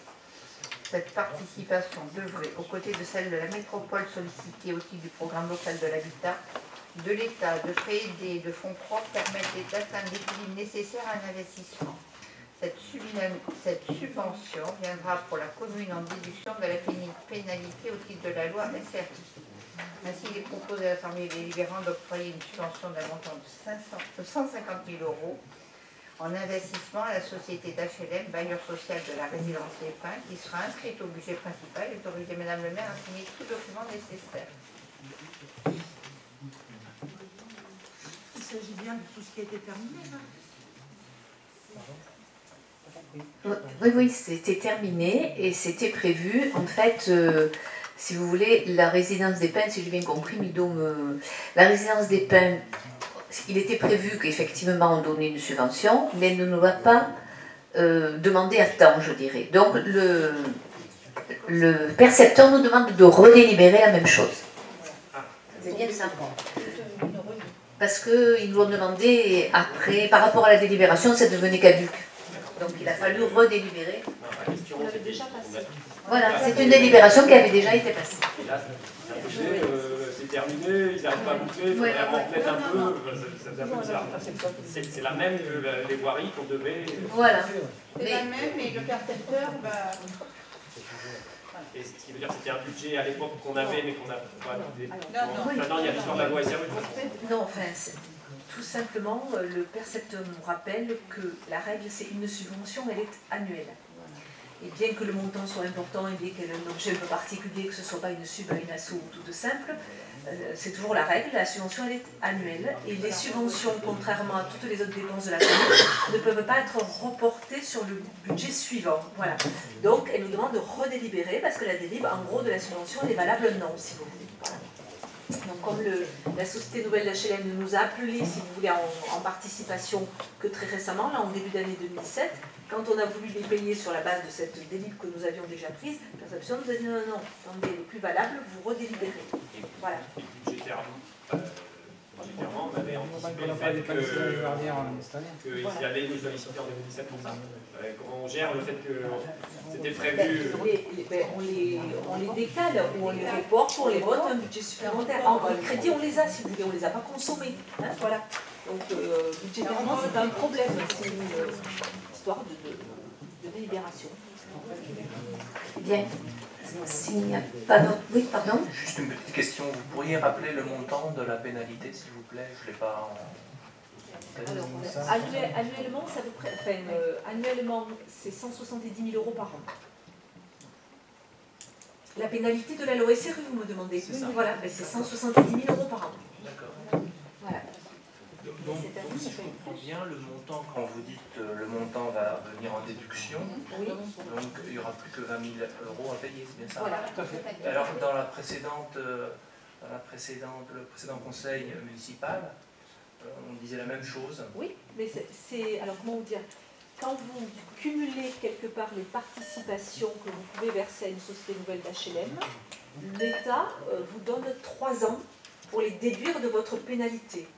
Donc là, en fait, très concrètement quand même, par rapport aux participations financières que la commune de Fuveau avait mis, par exemple, sur cette opération, puisqu'on avait déjà payé, par exemple, l'amener de l'eau potable, c'était jusqu'à Brogilhomme, pendant 2 ans, la commune de Fuveau n'a pas du tout décaissé, si vous voulez, de pénalité, alors que si elle n'avait pas participé financièrement à cette opération, elle aurait dû payer l'équivalent de 170 000 € par an. Voilà. Voilà, et si vous voulez cette somme-là, si jamais ma pénalité, on va dire en 2018, n'est que de 20 000, cette somme-là, elle va pouvoir être reportée encore pendant 2 ans. Voilà, et on ne la perd pas, si vous voulez, en une année. Voilà, comme un crédit d'impôt, tout à fait. Bien, nous allons voter qui est pour. Merci. Ensuite, Fonds régional d'aménagement du territoire, demande de financement. C'est Daniel Mido, je ne sais pas qui il dit.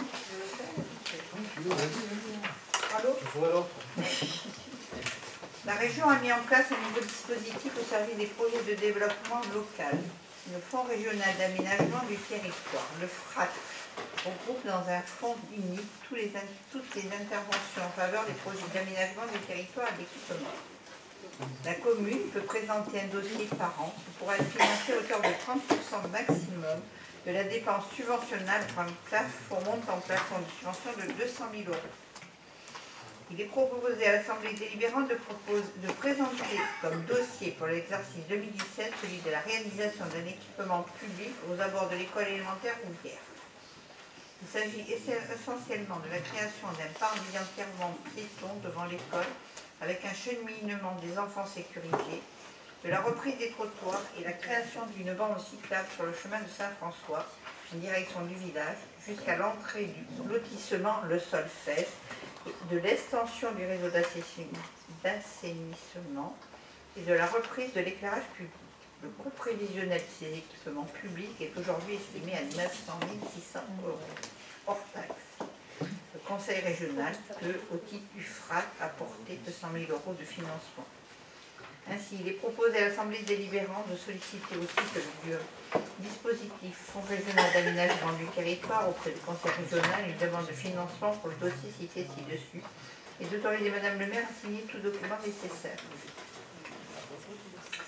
Des questions à Mido, là, à ce sujet? Est-ce que ça a été discuté? Le projet lui-même, il a été discuté avec le CIQ, c'est ça? Et les parents d'élèves. Et les parents d'élèves et les gens des sports. Les enseignants. Oui. Bon, on a fait une réunion avec les parents d'élèves, les enseignants, et puis on a fait une autre réunion avec le CIQ et les on est capable de... il y aura des subventions de la part de ce dossier-là, il rentre dans notre cadre du protocole avec le conseil départemental et ou dans celui de la CPA, non? Département qui donne combien? 55? Oui. C'est ça? Oui.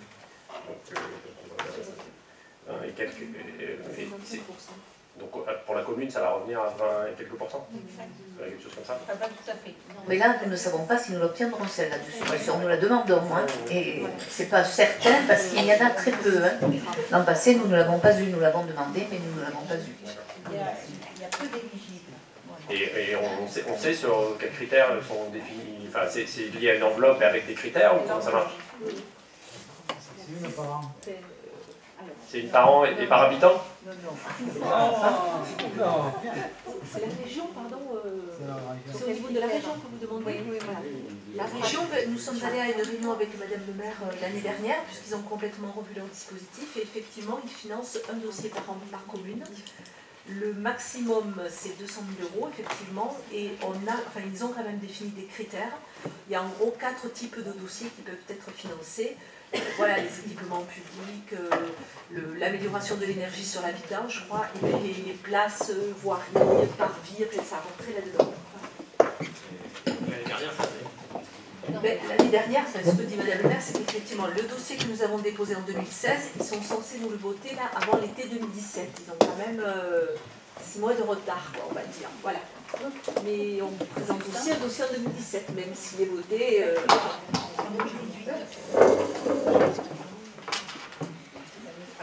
Bien. S'il n'y a plus de questions, nous votons. Qui est pour? Merci. Le solfège, c'est le nom du lotissement? Oui. Donné ou... C'est là où il y a la pédiatre. C'est marqué.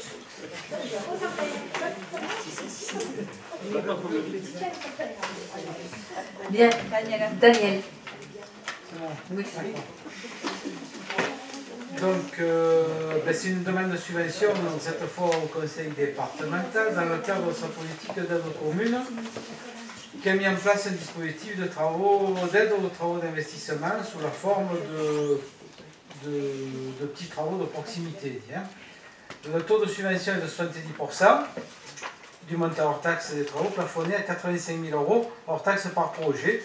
Donc là, on fait l'énumération des projets qui sont soumis dans ce cadre-là. On a l'éclairage de la place Vermeil, avec un montant estimé de subventionnable donc, de 60 000 € alors que le plafond est à 85 000. Donc la subvention escomptée est de 42 000. La création du local pour les feux de forêt, l'estimation à 83 333. Donc la subvention escomptée est toujours le même plafond. Dans la subvention s'élève à pratiquement 60 000. Travaux dans les écoles, isolation, amélioration énergétique et étanchéité, 87 000 €. Donc la subvention escomptée, elle sera plafonnée, celle-là, puisque on est au-dessus du plafond. Donc 59 500. Les travaux sur le réseau de pluviales, qui sont récurrents toutes les années, pour un montant de 100 000 €. Là aussi, elle sera plafonnée pour 59 500. Et il y en a encore une derrière, excusez-moi. L'avant-rue rue du village, les Fabres, la Rocaudo, qui vont être faits. Donc pour un montant de 100 000 €, pareil, plafonné, et une subvention escomptée de 59 500. Donc il est proposé de déposer au titre du dispositif d'aide aux petits travaux de proximité les dossiers énumérés ci-dessus auprès des services du conseil départemental des Bouches-du-Rhône et d'autoriser Madame la maire à signer tous les documents nécessaires. Des questions?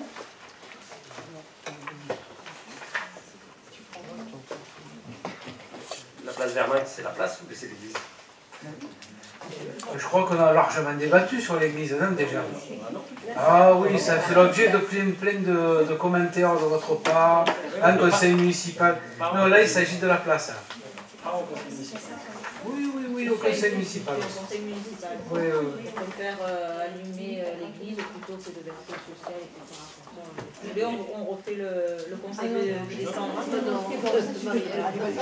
C'est bon.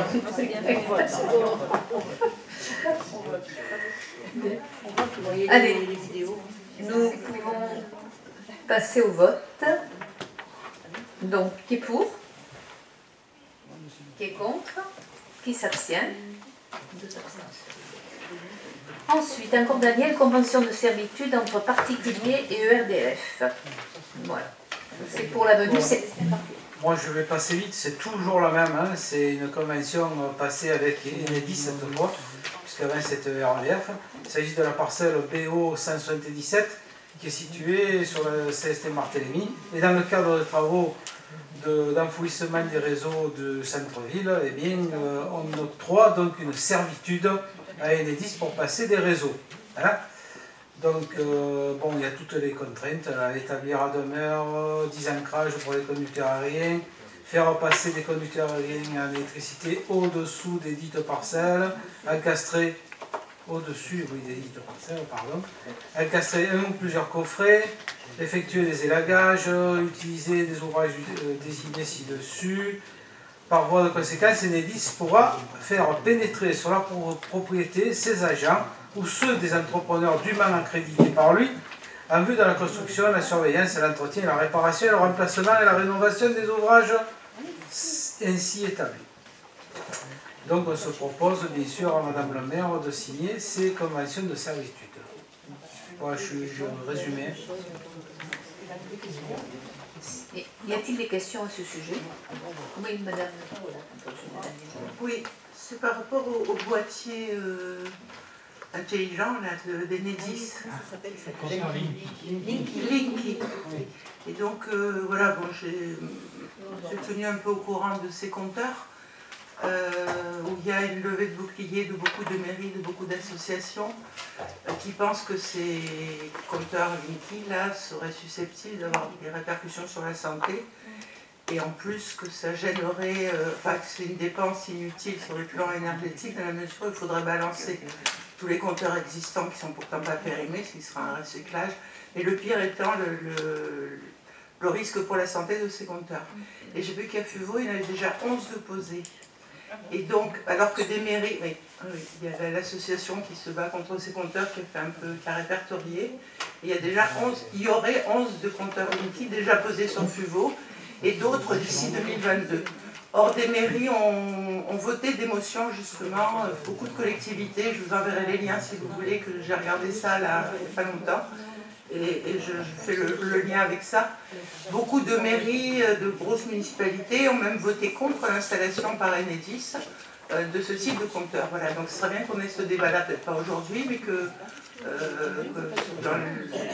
avec un rapport la prochaine fois, on puisse discuter de ça et de prendre une position. Voilà, il y a déjà eu, je vous coupe, excuse-moi, il y a déjà eu une réunion organisée justement par des gens qui étaient demandeurs avec Enedis, qui leur ont expliqué, etc. Mais Jean-Paul était là, il est plus compétent que moi en électricité, il va vous en parler. Je ne suis pas du tout compétent en électricité, je pense qu'autour de la table, il y en a qui le sont plus que moi. Donc simplement, on a effectivement organisé une réunion avec Enedis, effectivement, qui est de nous présenter ces nouveaux compteurs dits intelligents. On a reçu, parallèlement à ça, on a reçu un certain nombre de particuliers qui se plaignaient. Donc on a fait un peu un état des lieux et on a écouté un petit peu les gens d'Enedis nous vanter, entre guillemets, les qualités, mais les qualités économiques de ce compteur, de ce nouveau compteur. Et également, on les a écoutés par rapport aux risques encourus. Si on était à proximité de ce compteur, etc., ils nous ont prouvé qu'il n'y avait aucun risque avec des études scientifiques cohérentes. Voilà, donc on les a écoutés et je pense que quand on lit, effectivement, il y a des associations qui se sont élevées dans un certain nombre de communes, il y a même des communes qui ont pris position contre. Nous, on a pris le parti de ne pas prendre position contre parce qu'on a pensé qu'il n'y avait aucun risque ou que le risque était vraiment très très mesuré. Voilà, par rapport à la pose de ces compteurs, en écoutant les spécialistes qui nous ont prouvé sur des études scientifiques calées qu'il n'y avait aucun risque par rapport à la santé. Voilà. Les mêmes qui disaient que Mediator, il n'y avait aucun risque, les mêmes qui disaient que les pesticides, il n'y avait aucun risque. Enfin, comment on peut juger? C'est-à-dire, quand je vois la taille des communes et le nombre d'experts, on pourrait peut-être au moins essayer d'avoir un débat sur FUVO, de faire venir des experts contradictoires avant de prendre la décision d'autoriser ces compteurs sur la commune. Enfin, je ne sais pas, mais... Je vous répète, on a eu un débat, il y a eu les gens d'Enedis et l'ensemble du conseil municipal étaient conviés à cette présentation. J'ai compris, mais là, on a toujours que Enedis qui forcément est impliqué et qui vous dira, comme toute grosse entreprise, que tout ce qu'ils font ne présente aucun risque. Enfin, moi, je ne réfléchis pas comme ça sur les questions de santé. On a eu assez de scandales en France et dans le monde pour essayer de réfléchir un peu avant et de faire venir des experts contradictoires pour prendre une décision. Je ne veux pas soulever le débat, mais je crois qu'il y a plus de risques au jour d'aujourd'hui à utiliser un téléphone portable que se trouver à proximité d'un compteur Linky. Moi, je viens de faire poser un deuxième compteur à une maison. J'ai pas eu moyen de refuser. Je ne voulais pas ce compteur. Ah non, absolument. Alors là, justement, c'est ce que disent les associations, c'est qu'ils ne sont absolument pas... Enedis ne peut pas imposer ces compteurs. Ça, il y a même des avocats qui se sont maintenant penchés sur la question. Ces compteurs appartiennent aux territoriaux, enfin, au territoire, et que Enedis n'a pas imposé ces compteurs. Justement, ils essaient de passer par la force. Donc c'est pour ça que ça demande un débat. Si je peux me permettre, vous pouvez vous opposer effectivement à la pose du compteur, mais d'ici quelque temps, la pose du compteur vous sera imposée, et là vous allez devoir payer la pose du compteur, alors qu'aujourd'hui la pose est gratuite. Oui, mais bien sûr. C'est pas un argument. Est-ce que vous êtes d'accord pour qu'on ait ce débat-là avec des experts contradictoires avant que ça s'étende sur FUVO, non? Michel a parlé. Alors, dans le cadre de ma délégation, je vous rappelle qu'on est adhérent au SMED, d'accord, qui est le syndicat mixte d'énergie, que nous avons donné à ce syndicat une délégation concernant la partie électricité et gaz, que dans ce cadre-là, le SMED est chargé justement, fait de nombreuses études là-dessus, et c'est lui qui a pris en charge ce dossier. Donc, en provenance du SMED, déjà par rapport à ça, il y a eu plusieurs débats à l'intérieur du SMED et par rapport justement à des personnes qui s'opposaient justement à des maires qui avaient un souci par rapport à ça. Il a été répété et dit que les décisions n'appartenaient pas du tout aux mairies et les décisions appartiennent au niveau national. Donc aujourd'hui, EDF a négocié au niveau national et tous les contrats qui sont passés sont au niveau national. D'accord ? Donc le remplacement de ces compteurs a été acté au niveau national. Donc au niveau du SMED, la position qui est tenue aujourd'hui, c'est de se mettre en position justement d'attente et d'analyse des premiers résultats qui ont été faits par rapport à ça. Je rappelle donc que c'est au niveau du SMED qu'on a fait des délégations pour ça, et les gens qui travaillent au niveau du SMED étudient ce dossier-là. Voilà. Donc, quand tu dis que les décisions appartiennent au niveau national, ouais. Au niveau national de quoi, de quelle structure? C'est-à-dire qu'aujourd'hui, quand EDF déploie, enfin Engie déploie cette partie-là, ces compteurs-là, c'est au niveau national que ça se décide et pas au niveau régional. Et au niveau régional, nous n'avons aucune possibilité. C'est-à-dire que jusqu'à présent, alors je finis, jusqu'à présent, tous les procès qui ont été faits, il y a des procès qui sont en cours, il y a des procès qui ont été faits, il n'y a aucun procès qui n'a été gagné par les particuliers. Voilà. sur ce sujet. C'est pour ça que ça démarre juste, et c'est pour ça qu'il y a de plus en plus de communes, mais de grosses villes. Hein. Donc là, j'en ai vu une cinquantaine déjà avant-hier en regardant le nombre de communes, il y en a de plus en plus. Donc c'est bien le moment de se saisir, nous aussi, de cette question, parce que si procès doit y avoir de la part de toutes les communes contre Enedis, c'est le moment jamais de s'informer et de débattre. Quoi. Voilà. Bon. Mais même si la commune de Fuveau prenait une délibération contre les compteurs Linky, elle n'est pas recevable. Elle n'est peut-être pas recevable vis-à-vis de mes enfants, de mes petits-enfants. Non, mais elle n'est pas recevable par rapport... Oui, non, mais si on se bat jamais, on les laisse tout faire, hein, on laisse les bouts rouges, on laisse tout, quoi. Enfin, je veux dire, il y a un moment, on laisse Mediator, on laisse les pesticides, on laisse tout. Monsieur Blé, vous savez très bien, en tant que défenseur de l'écologie... Si vous permettez par rapport au rouge, je vous rappelle la position de la commune de Fuveau. Donc on a bien pris une à ce moment-là. Pourquoi on n'en prendrait pas une aussi sur Enedis? Voilà, c'est tout. Nous verrons si nous invitons, parce que nous avons déjà fait ce genre de débat, mais à la demande de certains particuliers, on peut toujours renouveler. Bien, là, simplement, voilà, c'était pas du tout l'objet de la délibération, nous avons un peu extrapolé. Bien, alors, nous mettons au vote cette délibération. C'était la convention. Bien, alors, pour la convention, qui est pour? Qui est contre? Qui s'abstient?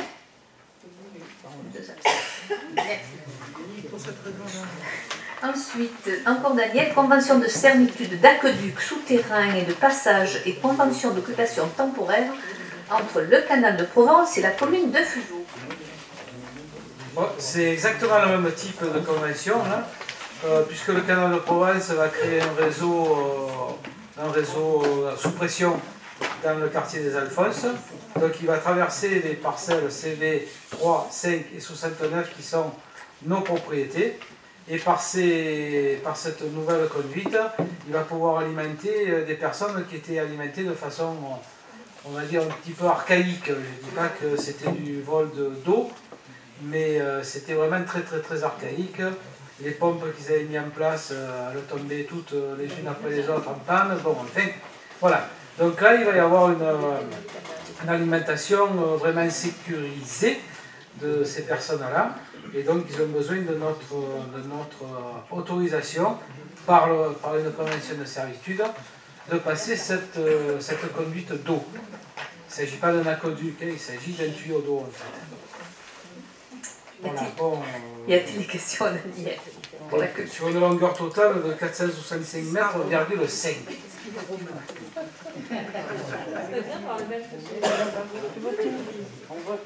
Il y a des... Qu'est-ce qu'ils ont fait avec nous? Ah oui, Roquefort, mais ça c'était à l'île Romaine, il y a longtemps.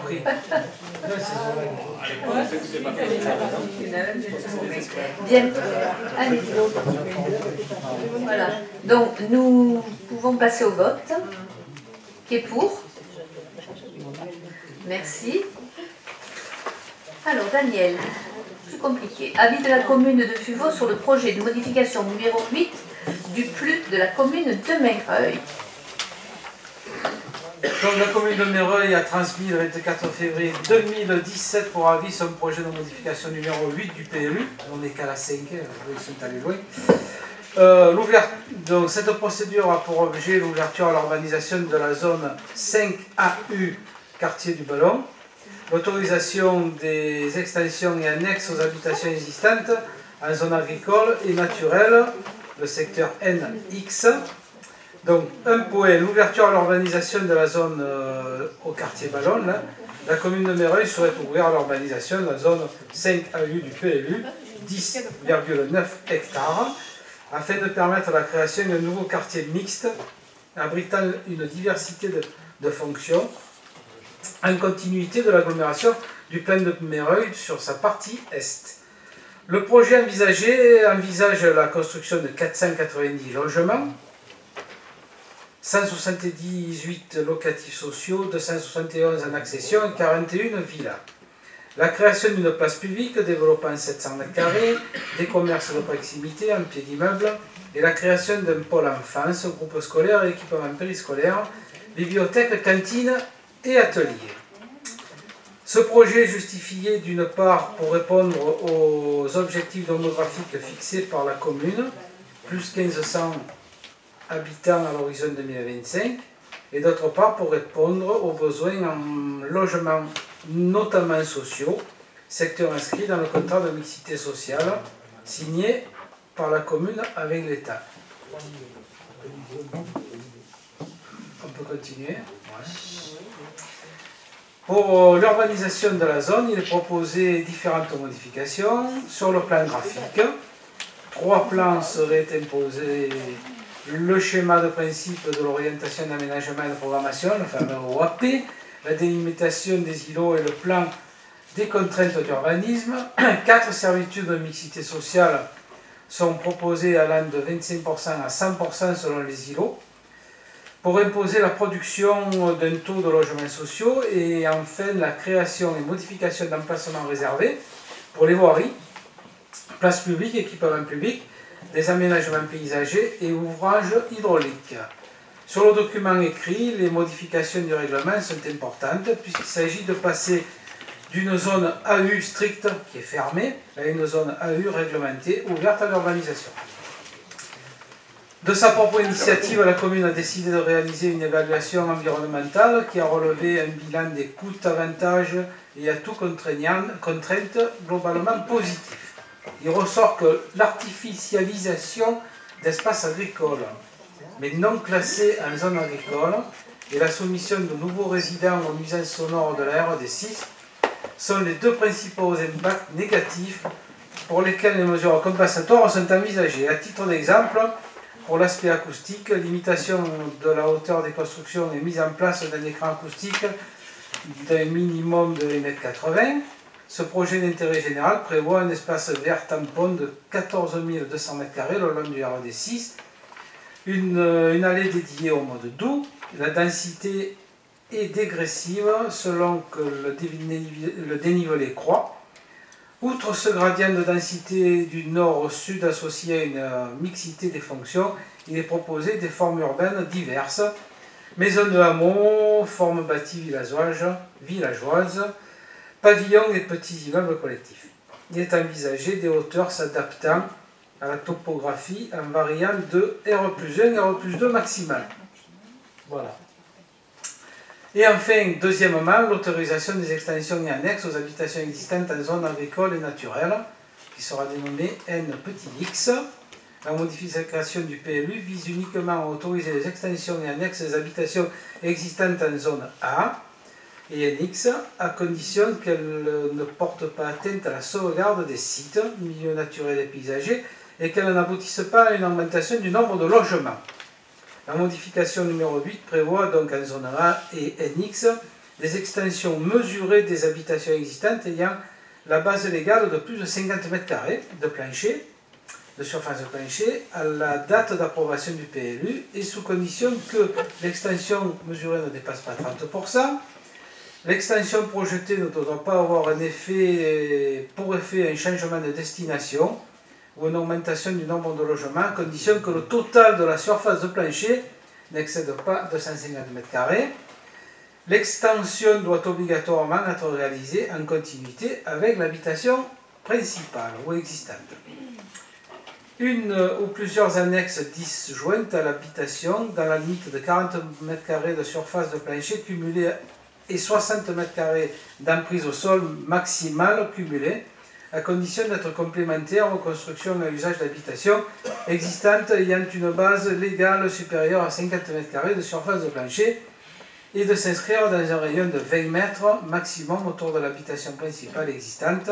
La hauteur des annexes ne doit pas excéder 3 mètres à l'égout, c'est-à-dire c'est un rez-de-chaussée.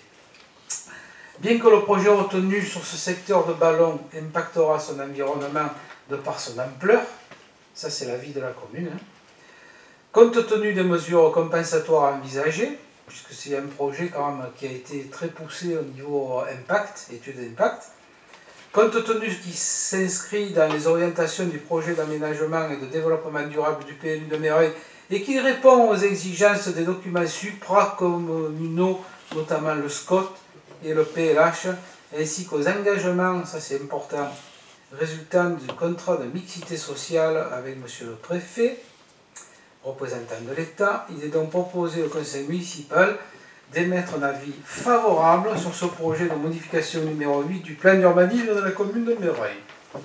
Donc vous avez quelques plans qui situent dans la note de synthèse, qui situent le lieu. Donc c'est le prolongement à l'est du plan de Mereuil en fait, avec une zone tampon par rapport au RED6 et une étude très poussée au niveau paysager pour intégrer de façon précise et harmonieuse les bâtis qui soient à la fois collectifs ou individuels. Vous voyez que les collectifs sont plutôt rapprochés, c'est la troisième page, ils sont plutôt rapprochés du RED6, mais ce n'est pas des gros collectifs non plus. Et puis à mesure que la partie arrière ou médiane, si vous voulez, c'est du collectif dense ou très dense. Et puis au nord, on se retrouve avec des individuels, plutôt sous forme pavillonnaire, sous forme de lotissement classique, comme on a l'habitude de les voir. Comme on a l'habitude de les avoir vus jusqu'à aujourd'hui.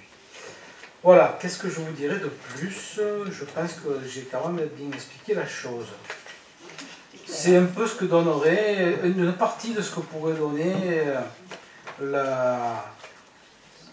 l'opération de Château-Larc si elle avait été autorisée. Tu te trompes, Daniel. À Château-Larc, il ne voulait que des villas de luxe pour le golf. Tout à fait. Mais il en voulait, voilà, un bon nombre. Voilà. Un peu plus même. Pas de logements sociaux à Château-Larc, soyons clairs. Y a-t-il des questions? Oui, j'ai juste une question sur la phrase de sa propre initiative. La commune a décidé de réaliser une évaluation environnementale qui a révélé un bilan avantage et à toute contrainte globalement positif. On n'a pas cette évaluation en fait? Dans le dossier, on doit l'avoir, tout à fait. Dans le dossier complet, on vous a fait une synthèse du dossier là. Oui. Heureusement. C'est la synthèse d'un dossier de 200 pages. Quoi. Voilà. Vous pouvez le consulter. Hein, Voilà. Moi, j'ai pas lu le dossier. Vous m'aviez transmis.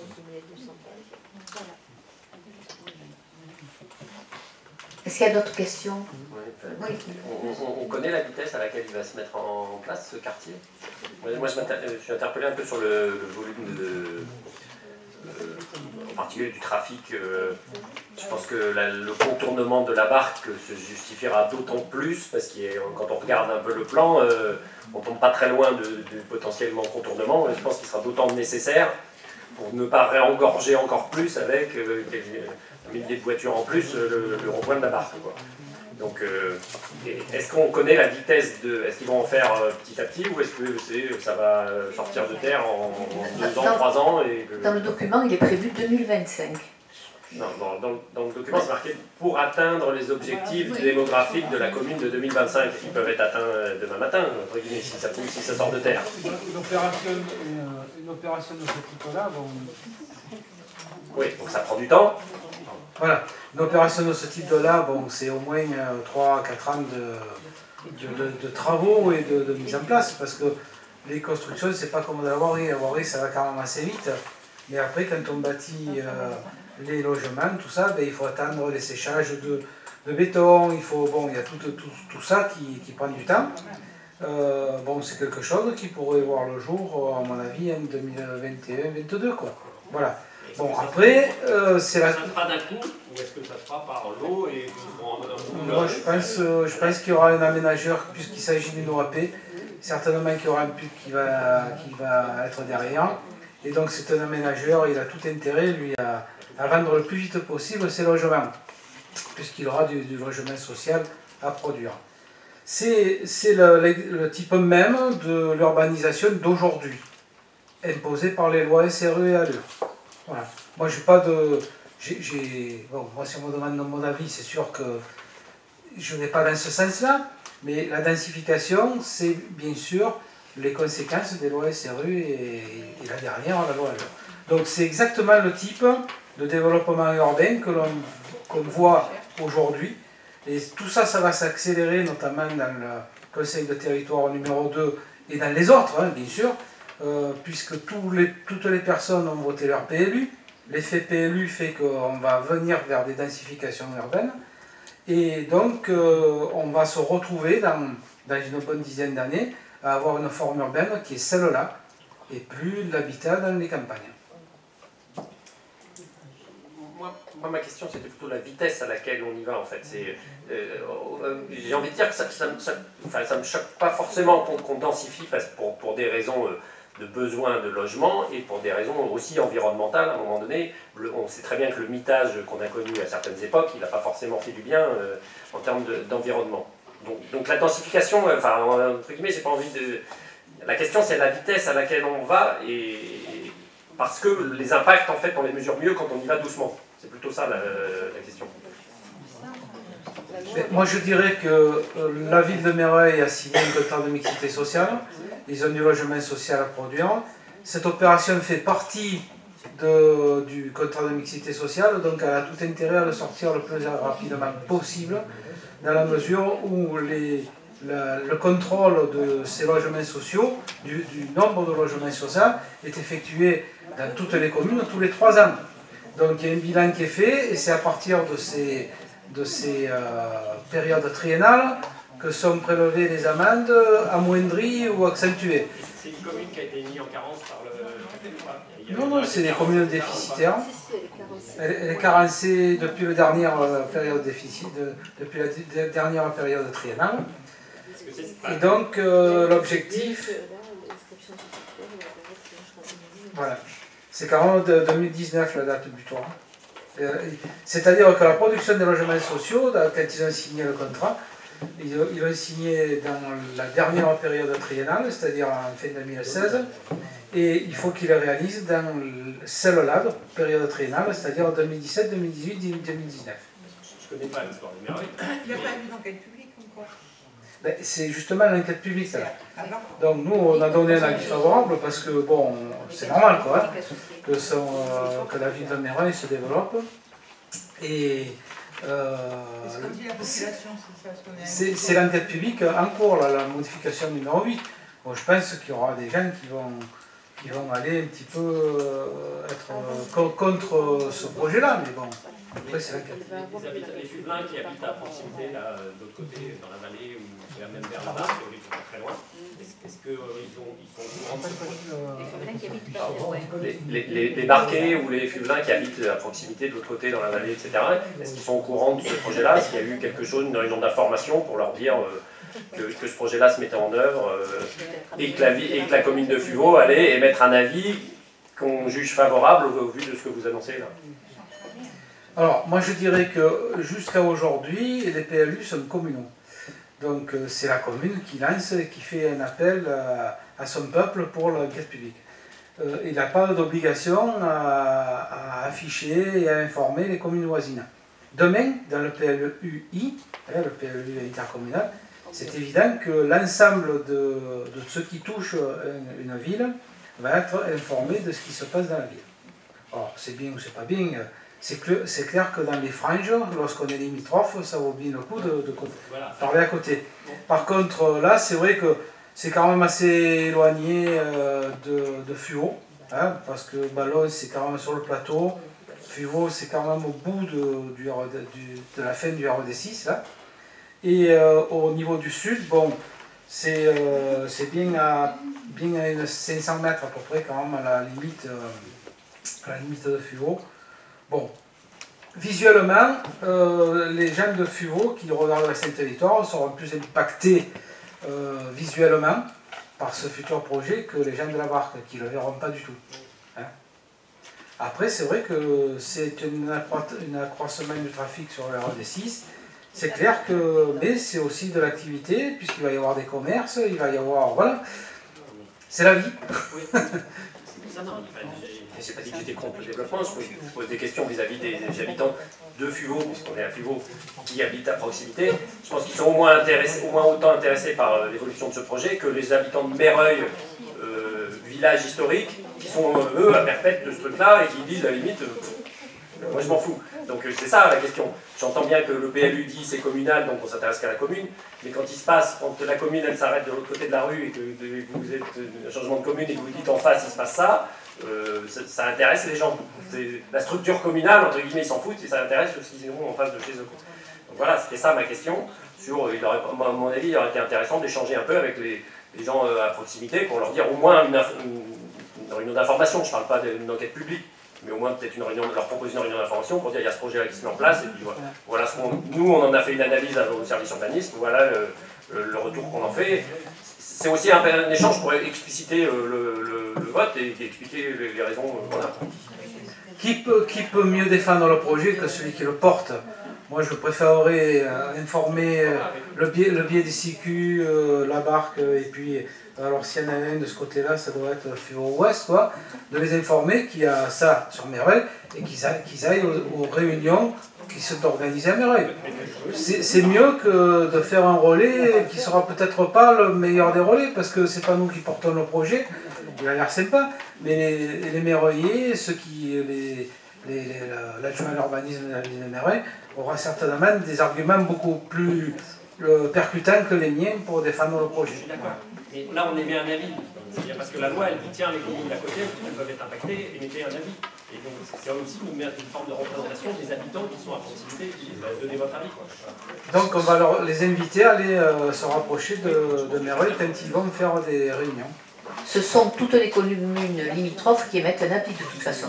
Donc, Gardanne, il doit y avoir Aix-en-Provence aussi, et Châteauneuf-le-Rouge, oui, au Cany, effectivement. Donc, je terminerai juste.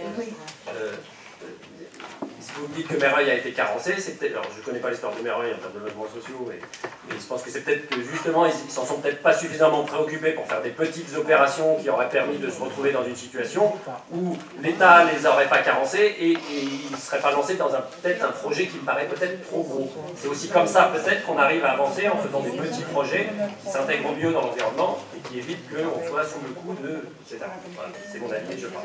Et pourtant, les Mereuillais, ils étaient chanceux parce qu'ils avaient un bel héritage en logement social. Nous, on avait zéro. On n'en avait pas un. Ils avaient quand même les maisons de la mine. Alors, il y en avait moins qu'à Gardanne. C'est ce que je dis à ma collègue de Gardanne quand elle dit « Mais je ne comprends pas que les autres villes ne sont pas à 27 ou 28% de logements sociaux. » Je dis « Couillon, excusez-moi l'expression, hein. Mais c'est normal, toi tu as eu un héritage. Quand la loi SRU elle est tombée, tu avais déjà 800 logements sociaux. On ne les avait pas. D'accord? On faisait la course là, mais on n'était pas sur la même ligne de départ. C'est ce qu'on reproche à la loi SRU. C'est que, qu'elle impose du logement social, on est tous d'accord. Mais qu'elle impose sur les nouveaux logements au moment de la loi, d'accord. Mais imposer, par exemple, à un village de FUVO qui date du 7e siècle, hein, de faire des logements sociaux sur les logements qui ont été créés en l'an 800, c'est quand même un peu fort de café. On ne va pas revenir là-dessus, c'est comme ça, on ne peut pas y revenir autrement. Mais c'est vrai qu'il y a eu des communes qui ont bénéficié de cet apport de logements sociaux de la mine. Gardanne, ça a été la plus importante, mais Mereuil, il y en a eu beaucoup. Et puis, ils se sont peut-être endormis sur leur laurier. Voilà, c'est tout. À mesure, Gréas, qu'ils ont vendu beaucoup de thé. Il y a beaucoup de ventes de maisons de la mine qui ont été effectuées, ce qui leur a enlevé des logements sociaux. Mais Mereuil, il y en avait beaucoup. À mesure que la population augmente, les logements qui étaient faits, sociaux, ne suffisent plus. Donc il faut en créer d'autres, et c'est comme ça qu'ils se sont fait avoir. Il aurait peut-être fallu qu'ils s'en occupent plus tôt pour éviter de faire ce genre de grosses opérations. On a de peine à assurer la gestion de la ville de FUVO, on ne va pas s'occuper des gens. Non, on émet un avis, on a le droit d'émettre un avis. L'avis, il porte bien sur Mereuil. Donc tu votes pas, c'est un avis, non? Mais si, ça c'est favorable. Oui, voilà. Donc on vote cet avis, c'est ça. Alors qui est pour l'avis que Daniel a proposé? Voilà. Qui est contre? Qui s'abstient?